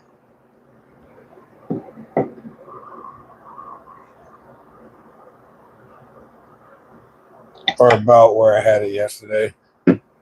Definitely shouldn't have moved it. And again, my only introduction to tenons, I've used the Festool at Woodcraft, but I imagine the only difference between the two is the tightness of the tenon. That's in there pretty good. It's not going to fall out if I shake it, but there's a little bit of lateral movement. And I actually think that's more so on how I cut this one. So this one is tight. But left to right, there's more movement. This is on a tight setting. But up and down, she's solid.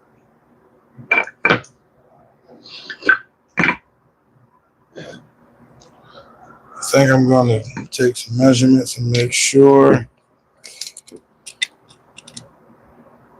1/4.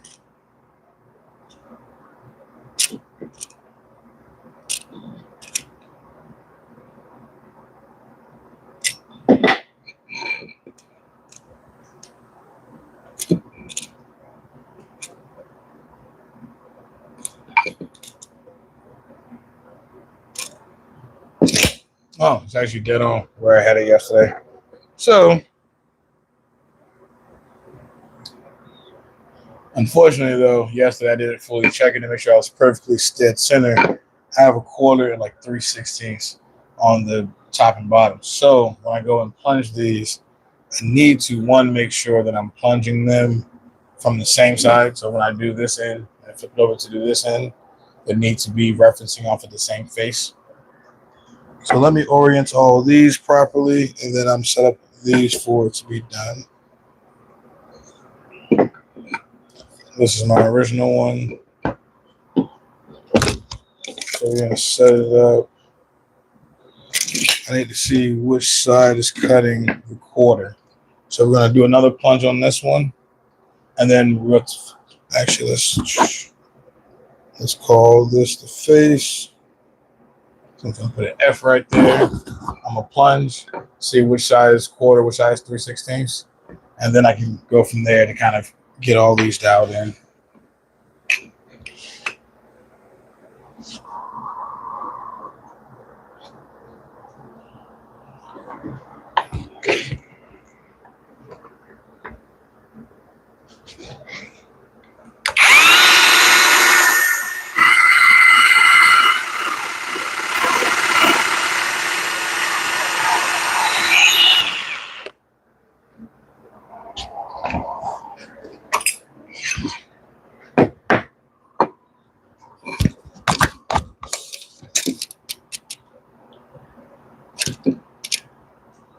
Okay, so the quarter's on the bottom, the opposite of the face. So I need to have them all with the narrower side facing up, which is that side. So I just want to get that in.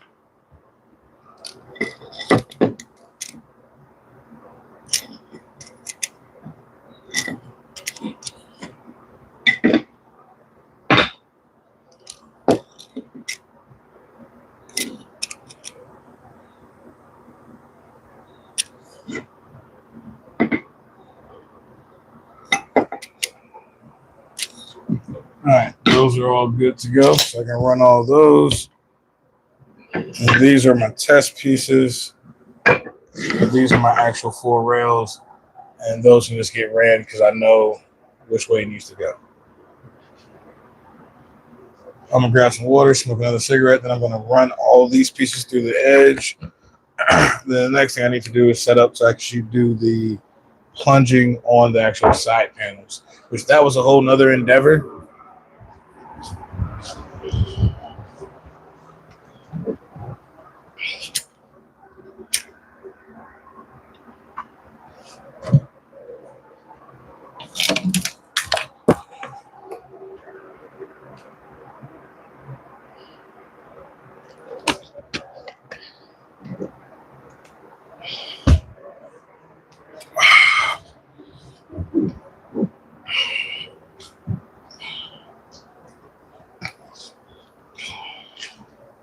Oh, and dust collection for this.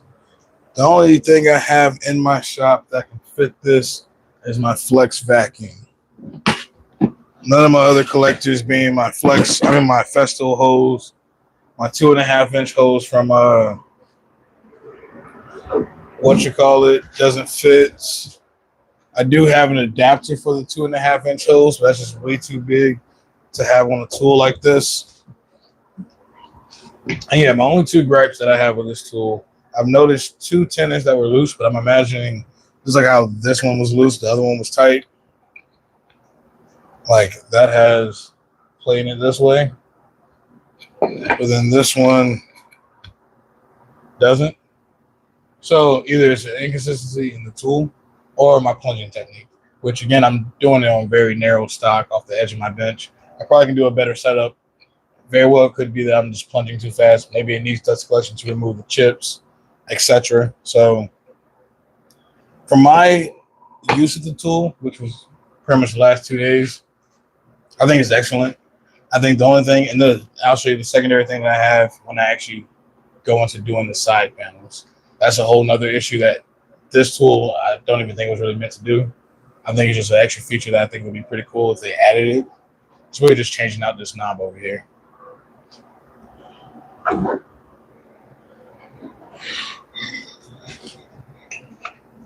But now we're going to run all of these. I'll probably slide this back one hole. That way it's nice and firm and on the bench. Oh, and this dust collector boot, I think it just feels a little too loose. I can move it around with my hand. So when I have my hose and stuff attached to it, it does scare me a little bit. You know, kind of suck for that part to break.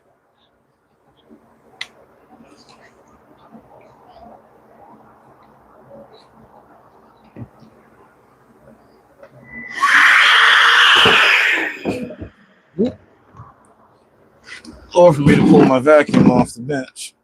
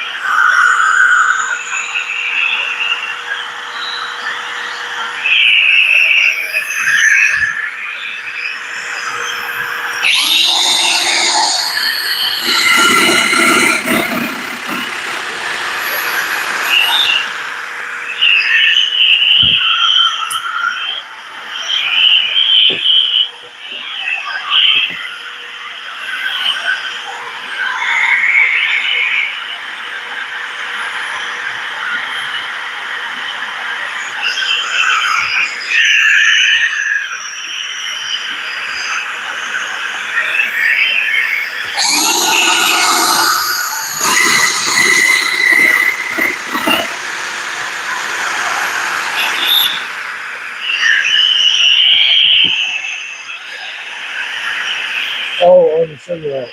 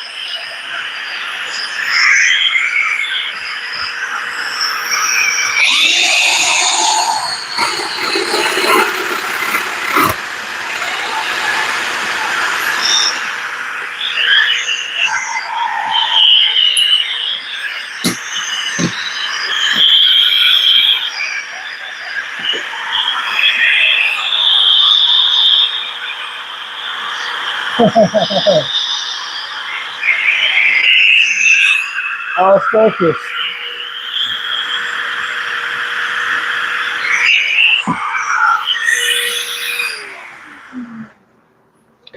So yeah, the two things I'll say about this thing is one, it does the job. Actually, let me show you with some tendons. Just did these, so they should come out flush. And yeah, that's in there fairly tight. No, it's not coming out. And with the same side of the mortise.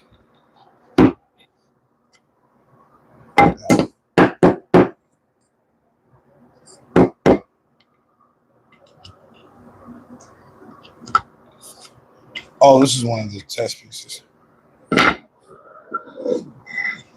Whoopsie. That comes out nice and flush. but it does still have. So that means on that tenon, it was loose. But let's say this side is tighter, but you still can kind of twist it back and forth. So, like, yes, you theoretically could get a perfect glue up, but there's a little bit of play in there. So, again, it could be me having a little bit of wobble in my plunging technique, or could just be a little bit more play in this tool versus the Festool. But again, my Festool experience is limited to testing one inside of Woodcraft.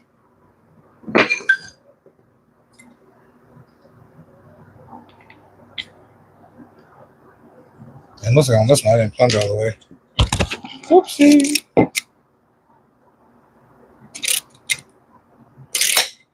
So this one needs to go back in there on that end.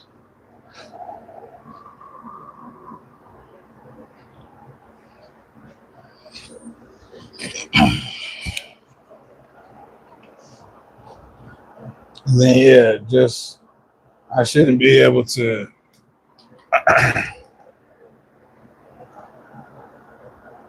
Yes, the Flex has this really long extension right here. And yeah, I was looking at the Rockler hoses. Definitely something I need to get for my hand tools. Because my Festool hose fits most of my other hand tools, but stuff like this and my routers, the Festool doesn't fit. So having I think the Rockler set will probably cover all my other bases. And then I can use my big vacuum for pretty much everything else. But that right there, I don't like. There's a screw right here I can tighten, but it looks already like it's tight. I think just this housing here probably could have been a little bit more something. But other than that, I don't know how the Festool works. I don't know if it's better. So I'm also using an adapter than this long plastic extension right here. So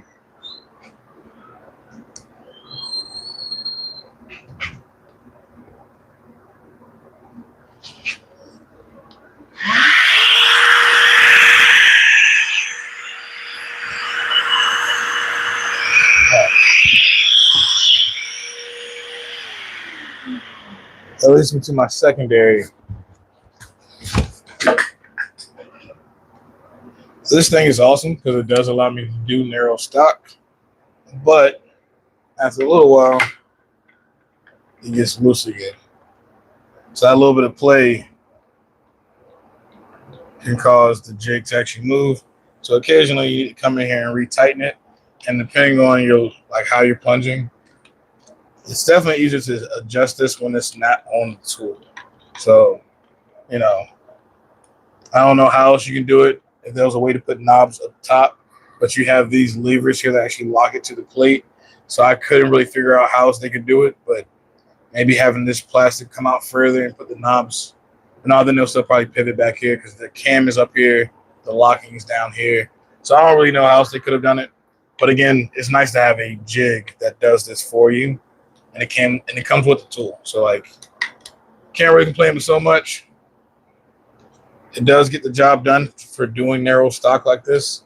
I imagine Festool might have something like it, but does it come with the tool? And if it doesn't come with the tool, how many millions of dollars does it cost? Let me make sure I'm on the right side. This is the top. So I just need to replunge that side. But again, small gripes. I think this tool, when it hits market, which is in September 1st, I think it's hitting market at $449. Bare tool, $499 with the battery. So for those of us who don't have a loose tenon mortising machine, great freaking tool. I think before this, I either use a drill, a router, several jigs. I do have a square mortising drill bit for my drill press, but then I still have to cut the tendons either with a table saw or miter saw, having to use, but now I have the radial arm saw up and running. I probably can go that route too. But again, having the solution to do it really easy. This is going to work for cabinet parts. I think if you wanted to do doors, you probably have to get the Domino XL, or if Kreg or other companies come out with a larger version. I think this only cuts, the biggest tenon is 10 millimeter, and I think it is, the deepest it cut is 28 millimeters, so you can get a 56 millimeter tenon, but I think they go 50 then 60. So you couldn't even use that 28 if you wanted to. So, if you want to do something bigger or more substantial, you could again stack tenons, but I think for anything bigger than like cabinetry, small furniture, tabletops, you probably have to go up to either to the Domino XL or if another company comes out with another substitute. But for this one to be the first one to hit the market right after the patent's end, pretty awesome.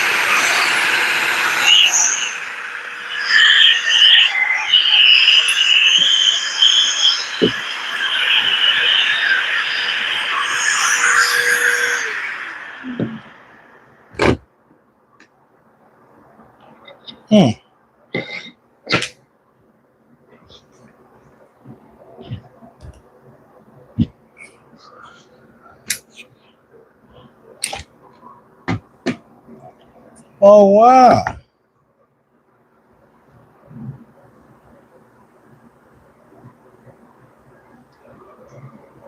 That is interesting. I was wondering why it wasn't cutting full depth. Apparently, the bit broke. Probably got sucked up into the dust extraction, but I'm not plunging fast or hard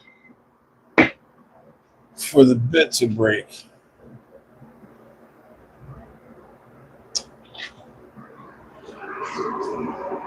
I think that's the only 6mm cutter they sent me.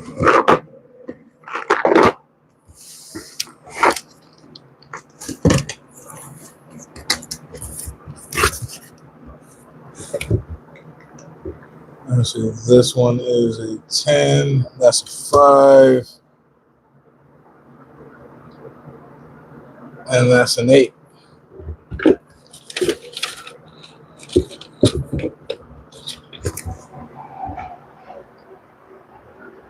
So, what I will say,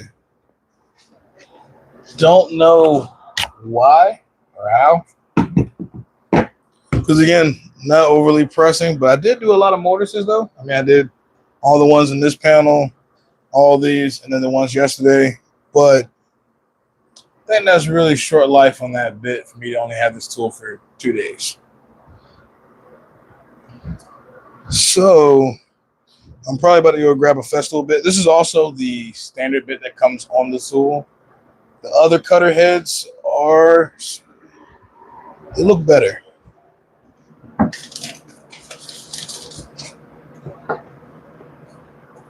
I wish I actually compared the cutter heads and seen if they were any different. Like if they had like the circular saw, they have the cheaper blades and you can buy better blades. These cutter heads are carbide tips.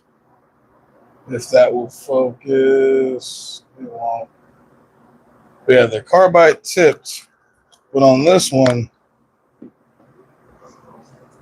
carbide tip completely broke off.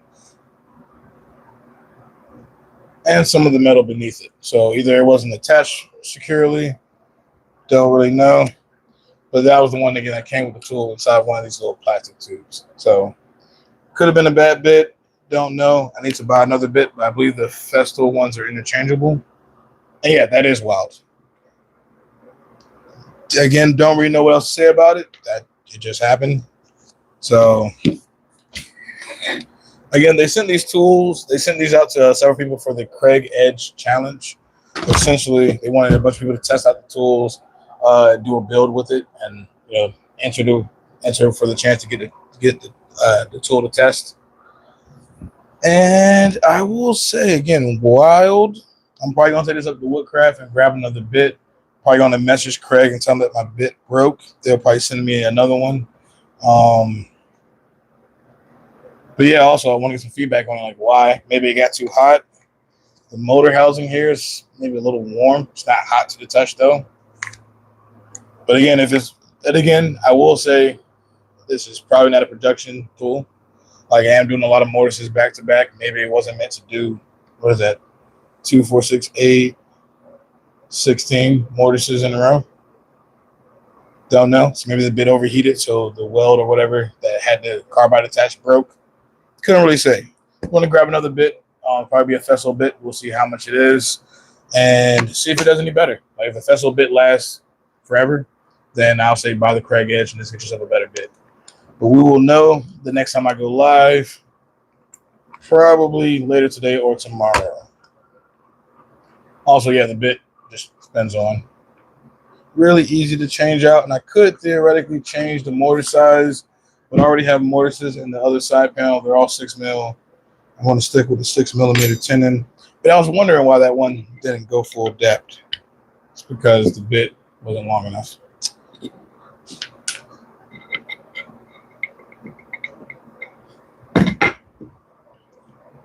Well, I think that's where I'm going to end the stream for today, guys. Bossman, before I end it, did you have any questions? Anything I can answer about the tool, etc.? And when I go up to Woodcraft, I'm going to bring the tool with me just to make sure that the spits fit. Because if not, because I can't order any more from Kreg. I can't go buy any from Kreg because they're not in stores yet. So hopefully the Festival ones, I believe, again, from research, the bits and everything else all fit. And for all I know, I might change the bit and get a better cut and a better fit on the tenons. I might even buy a couple dominoes to compare the actual domino to the Kregs. I think the dominoes has grooves in them. This one doesn't, but it does have a slight flange, if it will focus, on the side. It's a little bit wider. So essentially, the width, I think, is where all the glue is supposed to go. Since it kind of tapers off to that little flange, any glue inside the mortise will just kind of fill up around the sides. So I guess it's a way of not having to put grooves in it. I'm not sure if it saves money on the actual tenons or if it's better, if there's any science behind it or anything, but those are the differences that I've noticed. We're going to grab another bit and see if the bit makes a difference. But again, Bossman, I'm about to sign out. Did you have any questions?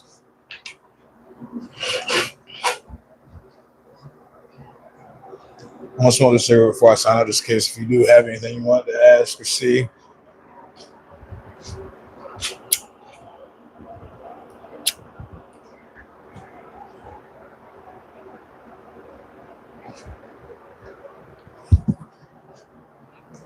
I don't need that on so my case.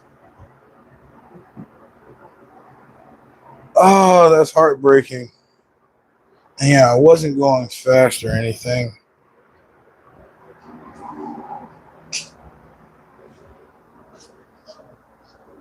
Oh, no questions? You too, boss man. Have a good one.